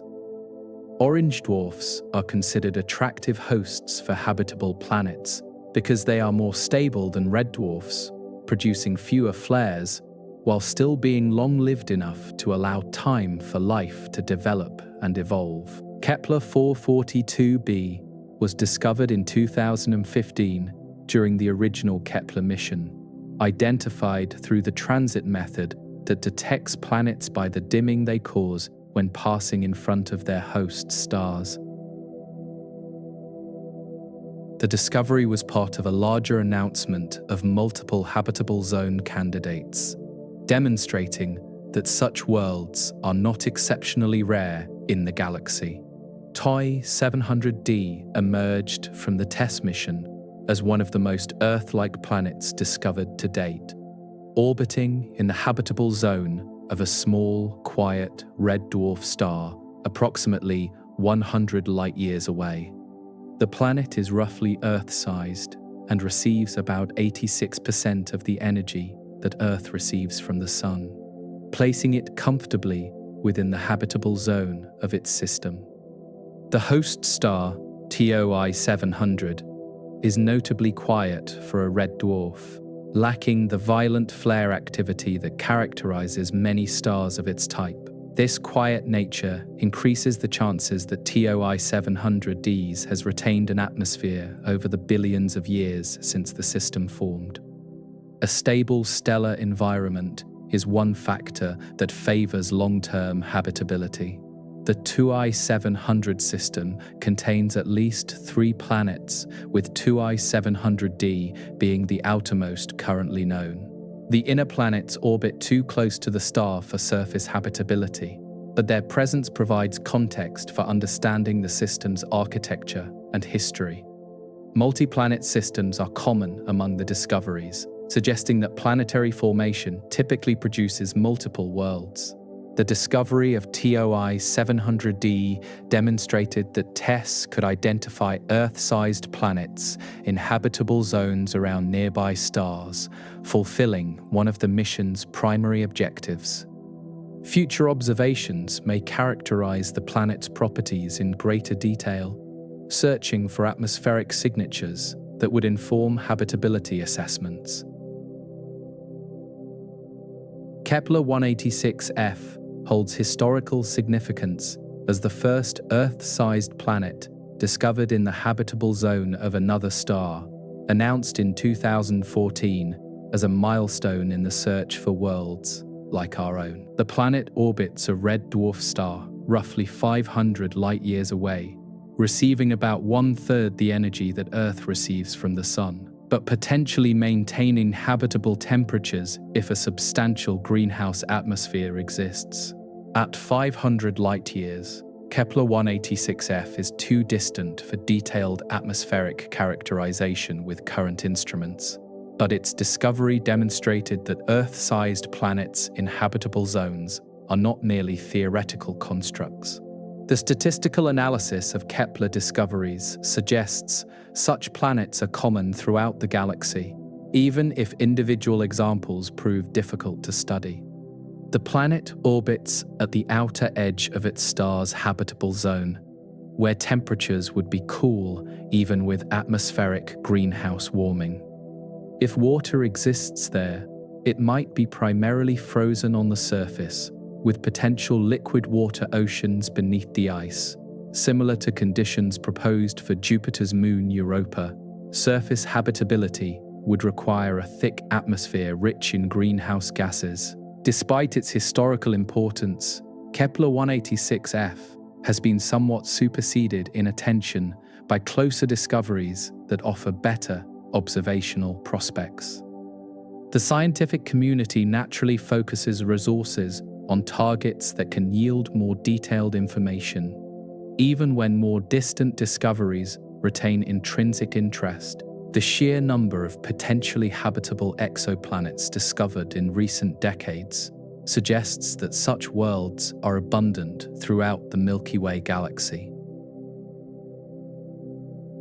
The Kepler mission alone identified dozens of candidates in habitable zones, and subsequent surveys have continued to add to the list. Statistical analyses estimate that billions of potentially habitable planets exist in our galaxy. This abundance transforms the search for life from a speculative enterprise into a systematic investigation with concrete targets. We are no longer asking whether habitable planets exist, but rather which of the many candidates actually harbor conditions suitable for life, and ultimately, which ones have developed life that we might detect. The challenge lies in prioritizing targets given limited observational resources. Not every potentially habitable planet can receive intensive study, forcing scientists to select those with the best combination of properties for characterization. Proximity to Earth, the brightness of the host star, the frequency of planetary transits, and the likely atmospheric properties all influence target selection. The prioritization process ensures that observational resources are used efficiently, but it also means that many interesting candidates receive little attention. Future surveys may expand the list of characterized planets, and future instruments may make detailed study possible for targets that are currently inaccessible. The field is young and rapidly evolving. Among the candidates that deserve mention are several discovered by ground-based surveys and smaller space missions. Worlds that may not dominate headlines, but contribute to our understanding of where life might exist. Each discovery adds to the statistical picture and occasionally yields surprises that reshape thinking about habitability. GJ1002b is a super-Earth orbiting a red dwarf roughly 16 light-years from Earth. Its proximity makes it an attractive target for future characterization, though the planet's size suggests it might be more Neptune-like than Earth-like in composition, potentially lacking a solid surface. Wolf 1061c orbits another nearby red dwarf at a distance, placing it within the habitable zone, approximately 14 light-years from Earth. The planet is roughly 4 times Earth's mass, again suggesting a composition that might differ significantly from our world. The boundary between rocky super-Earths and gaseous sub-Neptunes remains poorly defined. These nearby candidates illustrate both the opportunities and challenges facing the search for life. Proximity enables detailed observation, but larger planets may not provide the conditions we associate with habitability. The search must remain flexible, open to the possibility that life might arise in environments quite different from Earth's. The search for life beyond Earth is ultimately a search for the right conditions, the combination of factors that together permit biology to arise and persist. Understanding what makes a world habitable is essential for interpreting our catalogue of candidates and prioritizing targets for detailed observation. The requirements are straightforward in principle but complex in their interactions. Liquid water stands as the primary requirement for life as we know it, the solvent that enables biochemistry and provides the medium in which cellular processes operate. Water has unique properties that make it exceptionally suitable for life, including its ability to dissolve a wide range of chemicals, its high heat capacity that moderates temperature fluctuations, and its unusual density behavior that keeps oceans liquid beneath surface ice. The habitable zone around a star is defined precisely by this requirement. The range of distances where planetary temperatures might permit liquid water to exist on the surface. Too close to the star, water boils away into space. Too far, it freezes solid. The habitable zone's exact boundaries depend on atmospheric composition and other factors, but the concept provides a useful first filter for identifying potentially habitable worlds. Yet surface liquid water is not the only possibility, as our own solar system demonstrates. Europa, Enceladus, and potentially other icy moons harbor liquid water oceans beneath their frozen surfaces, maintained by tidal heating rather than stellar radiation. These subsurface oceans expand the definition of habitability beyond traditional habitable zones, to include worlds that might otherwise seem too cold. Energy is the second fundamental requirement, the driving force that powers the chemical reactions on which life depends. On Earth, the vast majority of life ultimately derives energy from sunlight, captured by photosynthetic organisms that form the base of most food chains. Sunlight provides abundant, reliable energy that has powered Earth's biosphere for billions of years. But alternative energy sources can support life in environments without access to sunlight, as demonstrated by chemosynthetic ecosystems at deep-sea hydrothermal vents and in underground caves. These organisms derive energy from chemical reactions, oxidizing hydrogen sulfide, methane, or other reduced compounds to drive metabolism. Such ecosystems could exist on worlds where surface conditions are inhospitable but subsurface chemistry.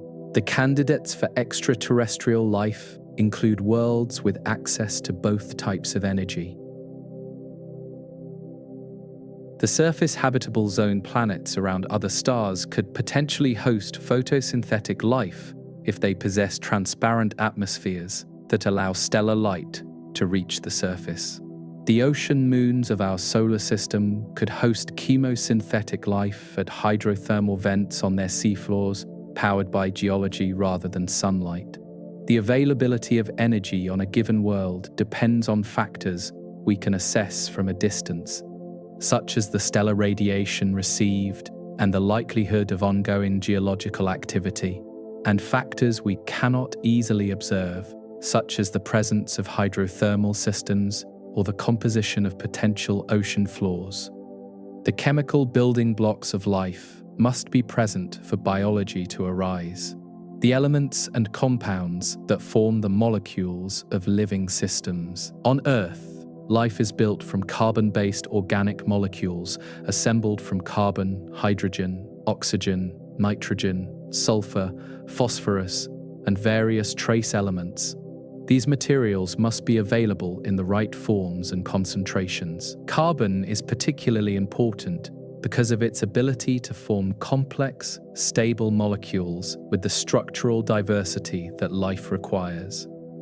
Carbon atoms can bond with each other and with many other elements in countless configurations, creating the vast array of organic molecules that make up proteins, nucleic acids, lipids, and carbohydrates.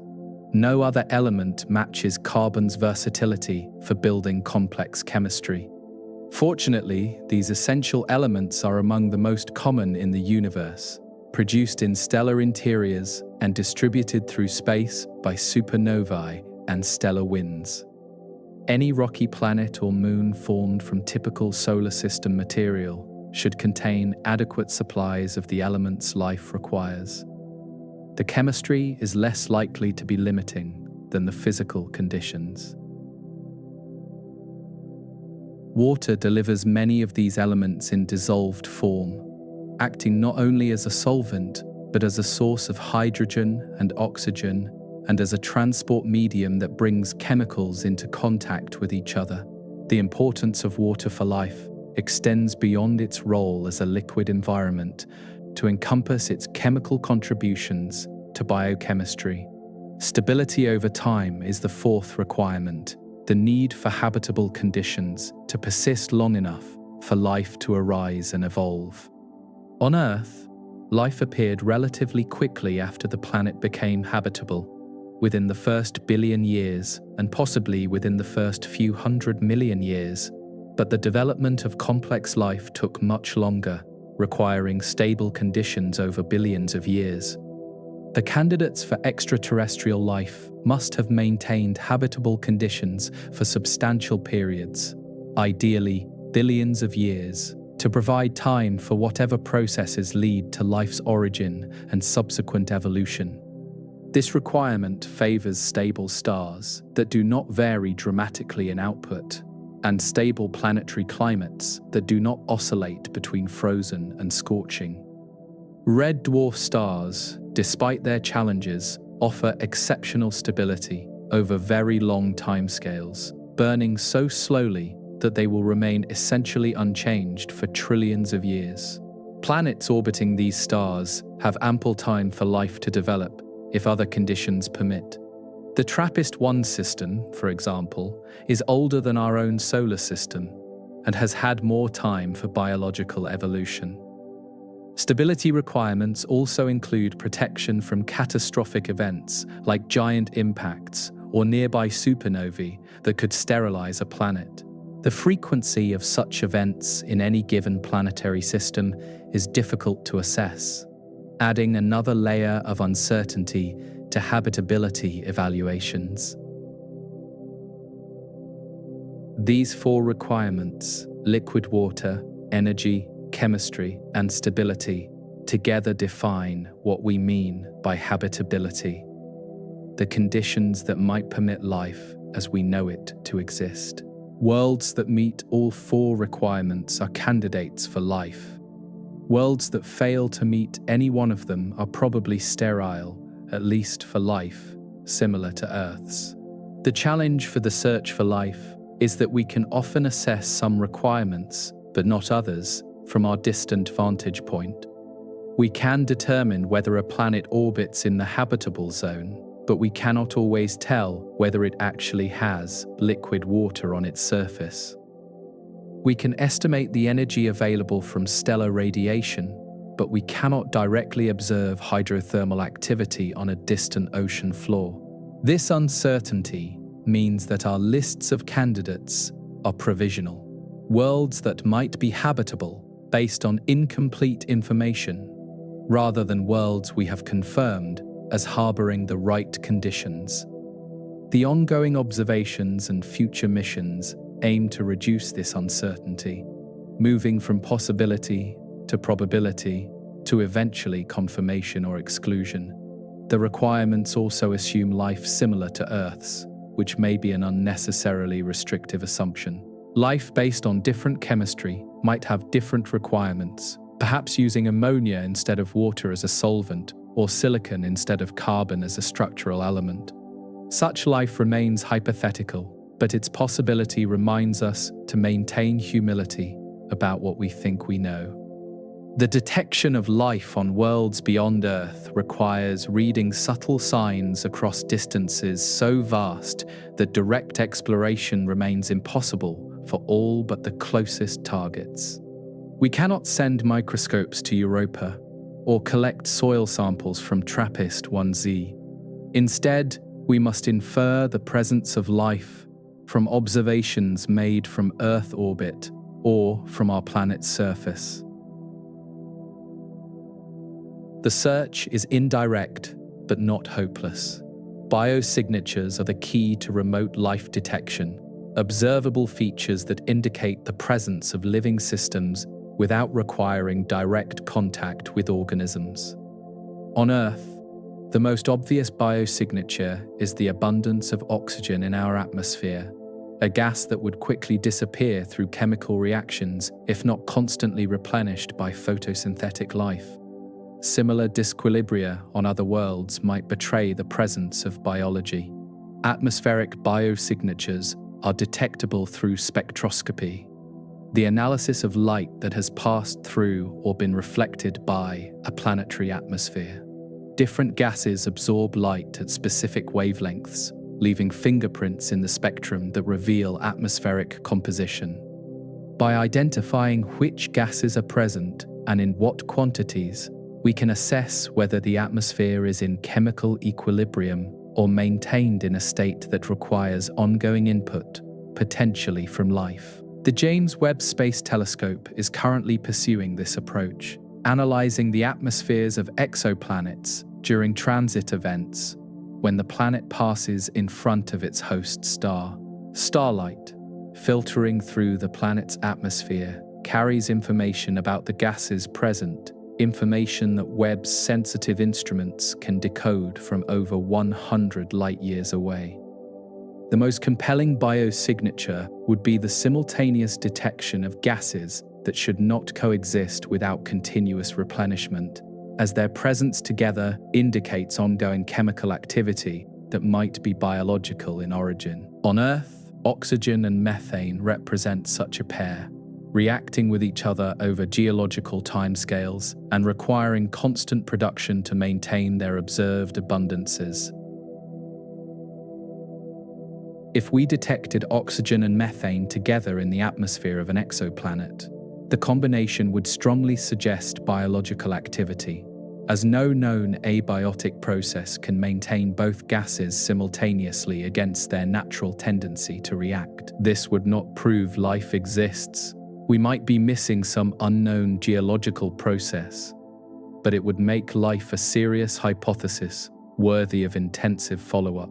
Other potential biosignatures include the presence of ozone, which is produced from oxygen and would indicate sustained oxygen production even if the oxygen itself were difficult to detect.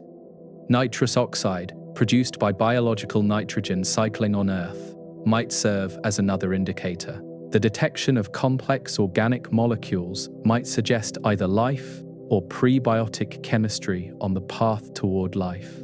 The interpretation of any detected biosignature is complicated by the possibility of false positives, non-biological processes that might produce similar signals.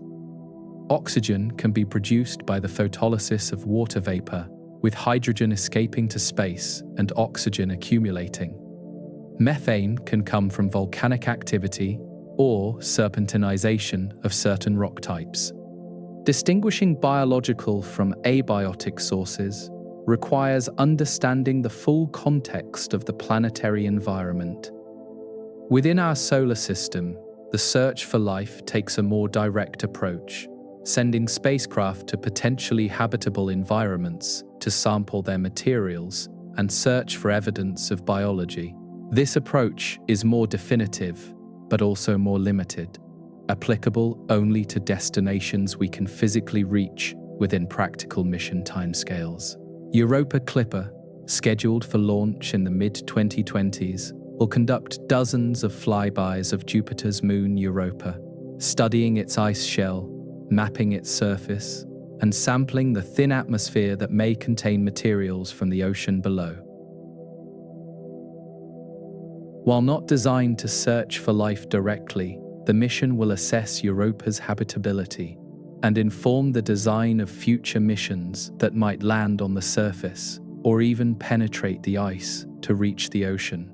Enceladus presents an even more accessible target for life detection, as the moon's geysers spray ocean material directly into space, where spacecraft can sample it without landing. A mission flying through these plumes could analyze the chemistry of the ocean, searching for organic molecules, metabolic byproducts, or even microbial cells that might have been lofted from the water below. Such missions face significant challenges, including the difficulty of distinguishing genuine biosignatures from contamination carried from Earth on the spacecraft itself. Rigorous sterilization procedures and careful sample handling are essential to ensure that any detected life is indigenous rather than terrestrial hitchhikers. The potential for contamination casts a shadow over any claimed detection. Mars exploration continues with multiple rovers and landers currently operating on the surface, searching for signs of past or present life and characterizing the conditions that might support biology. The Perseverance rover is collecting samples that will eventually be returned to Earth for detailed analysis in terrestrial laboratories, potentially providing the first direct examination of Martian materials since the Apollo-era lunar samples. The Viking landers in the 1970s conducted the first experiments designed to detect life on another world, with results that remain ambiguous and debated to this day. One experiment detected chemical activity consistent with metabolism, but other experiments failed to find the organic molecules that should accompany life. The consensus interpretation attributes the results to non-biological chemistry, but some scientists continue to argue for a biological interpretation.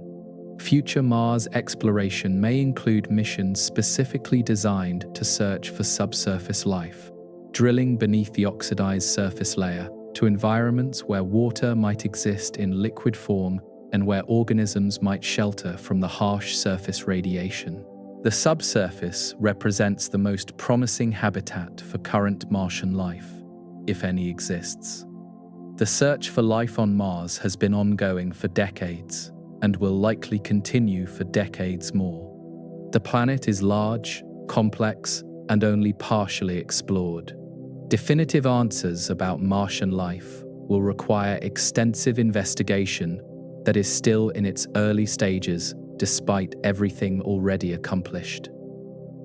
The detection of life beyond Earth, if it ever occurs, will likely be gradual rather than sudden, a growing body of evidence that eventually reaches a threshold of convincing demonstration rather than a single dramatic discovery. The scientific community will demand multiple lines of evidence, extensive verification, and the elimination of alternative explanations before accepting such an extraordinary claim. This cautious approach reflects the magnitude of what is at stake, the most profound scientific discovery in human history if confirmed, but also the most embarrassing error if a premature claim proves false. Scientists who have grown up with lessons from past controversies over Martian meteorites and other ambiguous signals understand the need for exceptional care.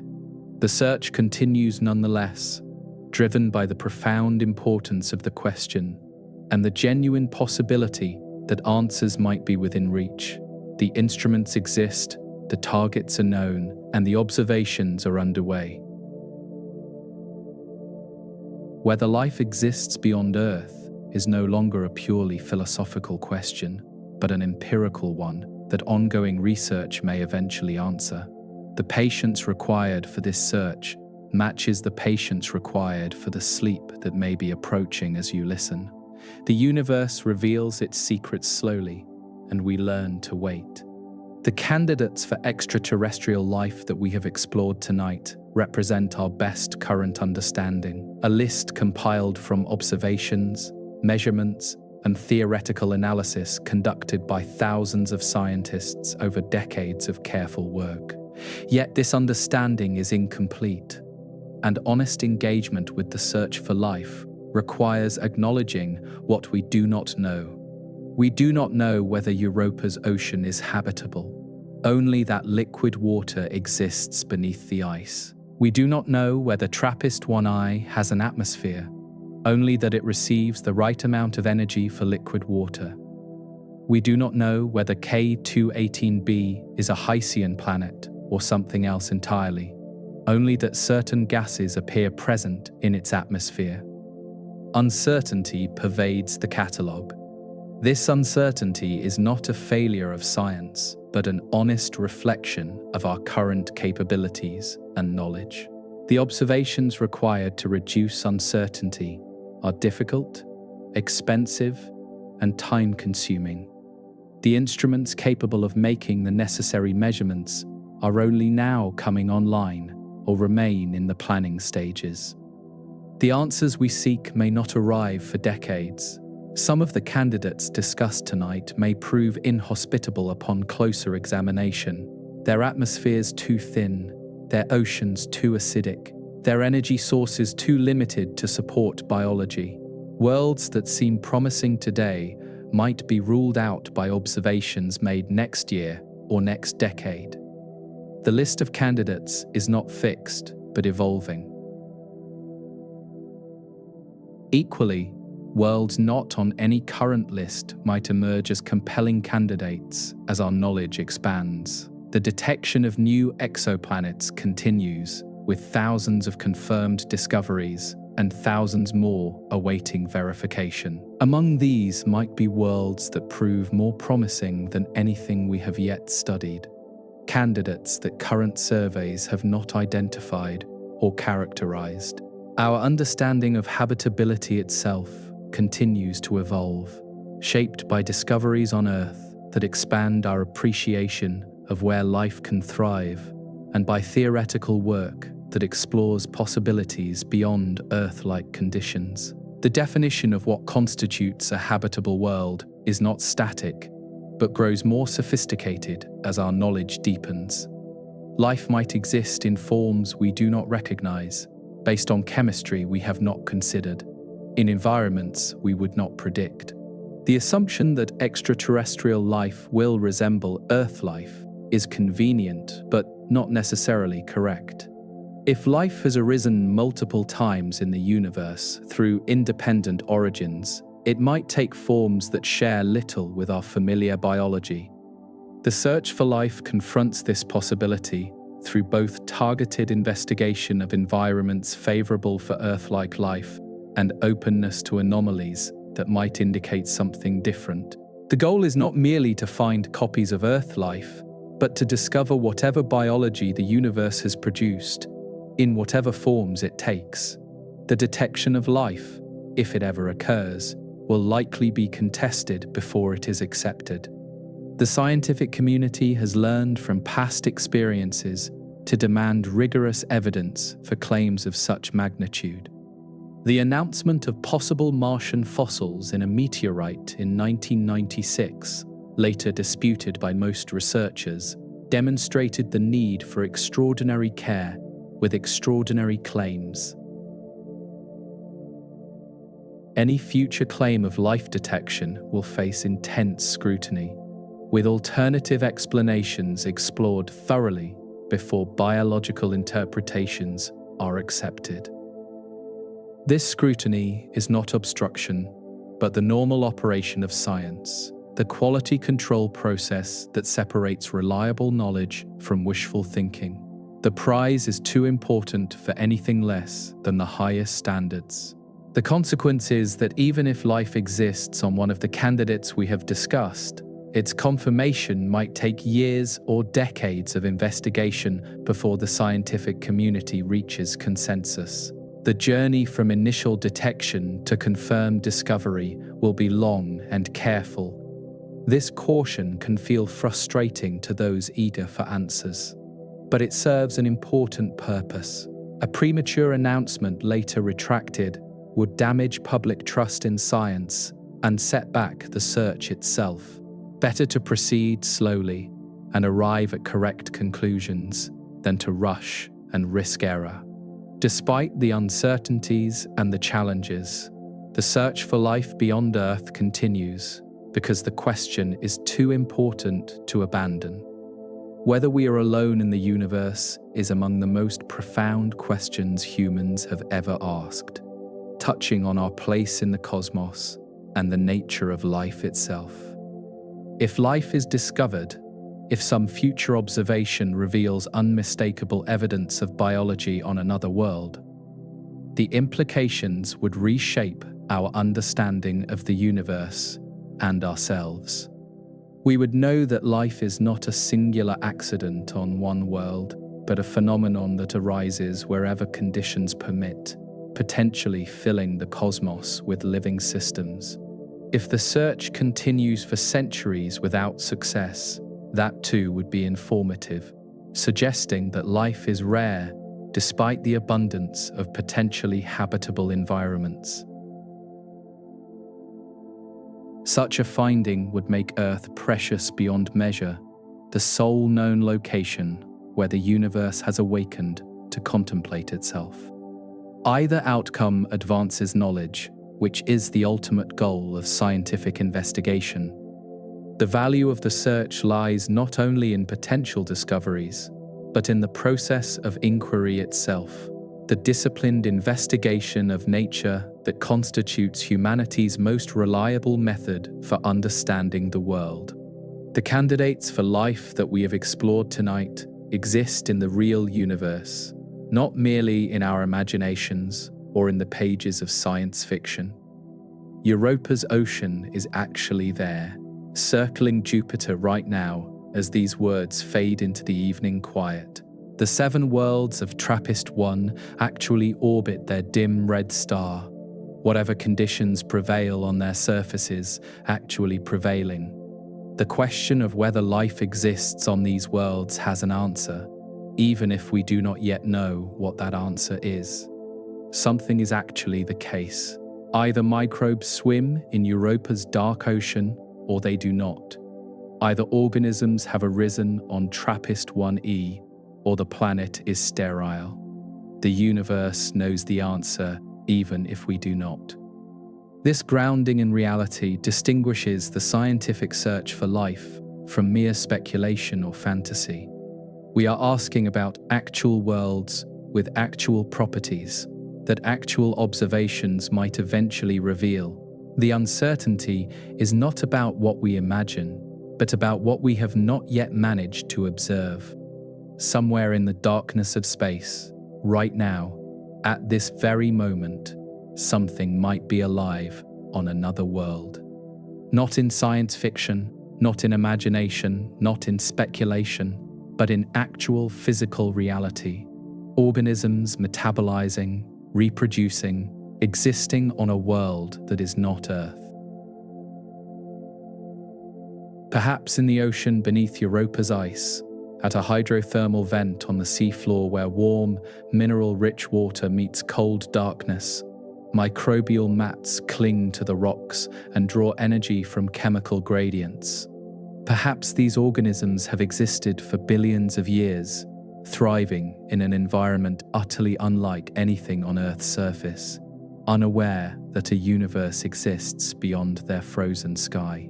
Perhaps on Mars, in aquifers deep beneath the rusty surface, hardy microbes persist in a state of slow metabolism, descendants of a biosphere that flourished when Mars was young and wet. Perhaps they wait in near dormancy for conditions that may never return, the last survivors of a world that has grown cold and dry around them. Perhaps on Enceladus, in the warm currents that circulate through that tiny moon's surprising ocean, simple lifeforms drift and multiply, their existence powered by the tidal flexing of their world. Perhaps some of them have been ejected into space through the geysers, frozen instantly but potentially viable, drifting through the Saturn system on trajectories that might someday intersect with other worlds. Perhaps on an exoplanet we have not yet discovered, around a star we have not yet catalogued, complex life has evolved over billions of years into forms we cannot imagine. Perhaps intelligence has arisen there, minds contemplating their own cosmos, perhaps wondering whether life exists on other worlds, just as we wonder about theirs. The universe is vast beyond comprehension, containing hundreds of billions of galaxies, each containing hundreds of billions of stars, each potentially hosting planets where conditions might permit biology. The sheer scale of possibility staggers the imagination and suggests that life might be far more common than our single example on Earth might otherwise indicate. Or perhaps we are alone, a singular occurrence of biology in a cosmos that is otherwise sterile, the only place where chemistry has crossed the threshold into life, and life has crossed the threshold into thought. This too is possible, and if true, makes our existence not just remarkable, but cosmically precious. We do not know which of these scenarios is correct, whether the universe teems with life, or whether Earth is its only repository. The question remains open, the investigation ongoing, the answer waiting to be discovered by those patient enough to pursue it. The candidates we have explored tonight represent our best current guesses about where life might exist, the worlds that meet our criteria for habitability and that fall within reach of our observational capabilities. Each is a real place, existing right now in the darkness between stars, or in orbit around distant suns. Europa orbits Jupiter every 3.5 days, its cracked ice shell hiding an ocean that might or might not harbor life. Enceladus completes its circuit of Saturn every 33 hours, spraying water into space that might or might not contain organisms. Mars turns on its axis once every 24 hours and 37 minutes, its subsurface potentially wet or utterly dry.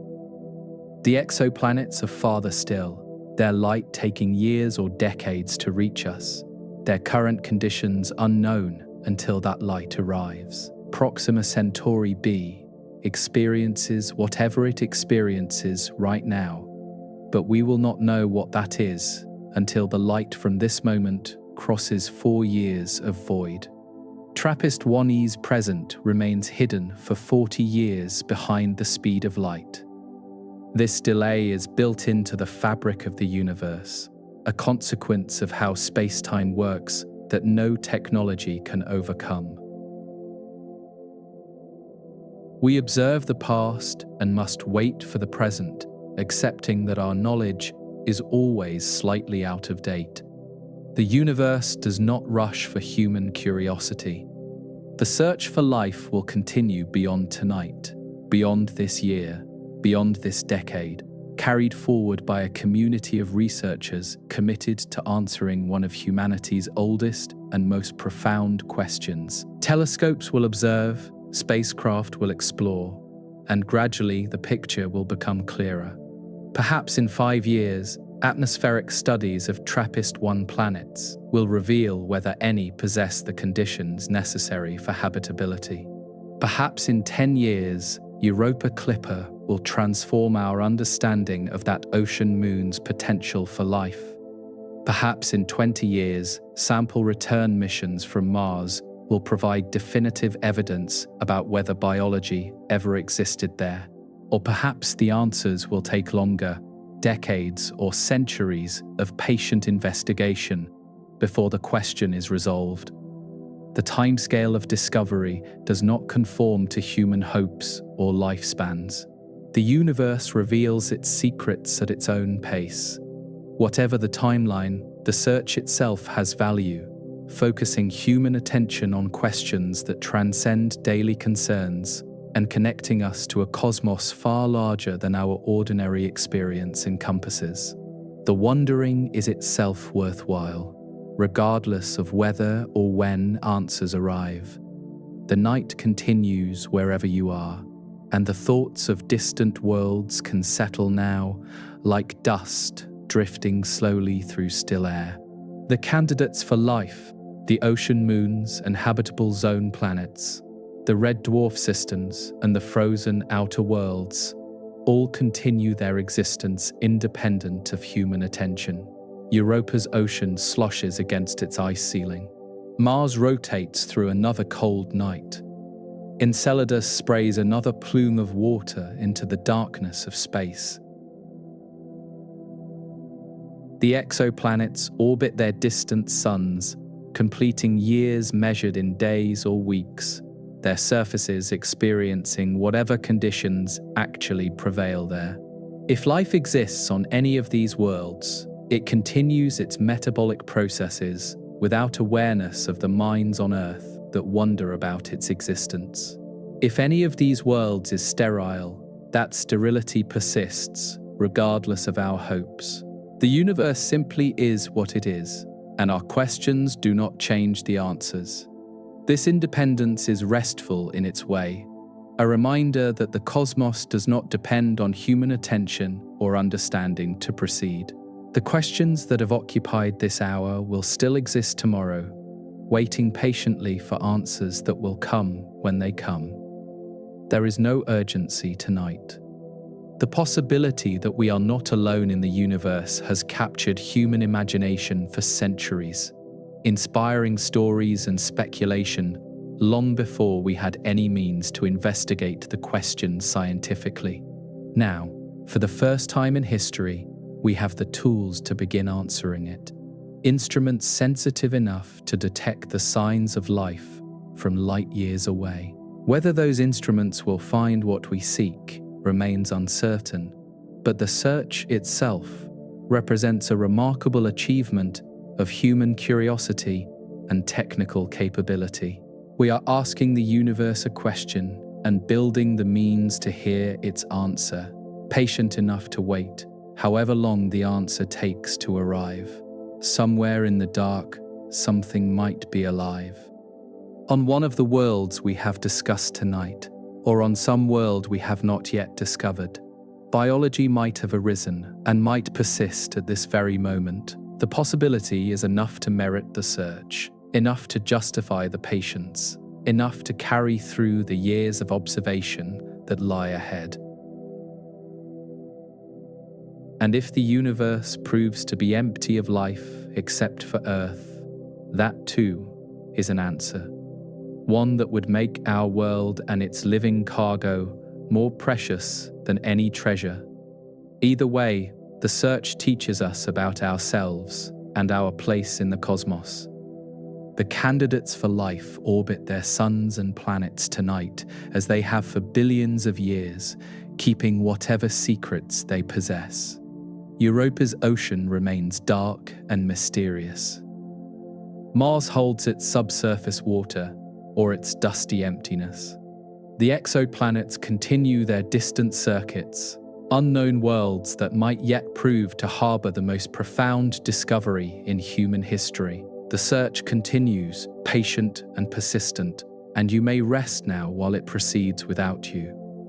The telescopes will gather light through the night.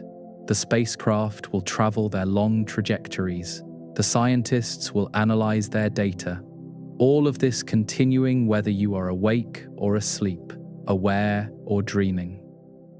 The question of life beyond Earth will still be waiting tomorrow, no closer to resolution, but no further either, held in the same beautiful uncertainty that has characterized it for as long as humans have looked up at the stars and wondered. Some questions are meant to be lived with rather than quickly answered. The worlds we have visited tonight are real places, existing at this moment in the physical universe, subject to the same laws of nature that govern the ground beneath you and the air you breathe. Europa's ocean is not metaphor, but actual water, salty and dark and possibly alive. Mars is not myth, but a neighboring world, close enough that robots built by human hands have touched its surface and sent back images of its rusty stones. The exoplanets are farther, their reality confirmed by the wobble of stars and the dimming of distant light, but no less actual for their distance. Proxima Centauri b orbits its red dwarf star, whether or not any mind contemplates its existence. The TRAPPIST-1 worlds complete their tight orbits in days, cycling through configurations that repeat endlessly in the silence of space.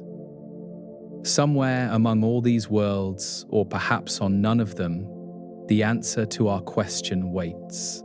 Life exists beyond Earth, or it does not. We will discover it, or we will not. The universe holds its secrets loosely or tightly, and we cannot know which until we have searched long enough and carefully enough to be confident in what we find or fail to find. For now, the wondering is enough. The possibility is enough. The knowledge that we live in a universe vast enough to contain such questions, and that we have developed the means to begin answering them, is itself a kind of gift. We are the universe becoming aware of itself, asking about its own contents, patient enough to wait for replies that may take generations to arrive. Rest now, carrying with you the quiet possibility that somewhere in the darkness, on a moon or a planet or a world we have not yet discovered, something is alive. The thought requires no resolution tonight, no certainty, no proof. It simply exists as possibility, as wonder, as a question that makes the universe more interesting for remaining open. The stars continue shining. The planets continue orbiting, the moons continue circling their giants. And somewhere, perhaps, life continues living. Unaware that minds on a small blue world have spent an evening wondering about its existence. Good night from the drowsy astronaut. Sleep well, and we'll explore the cosmos together again soon.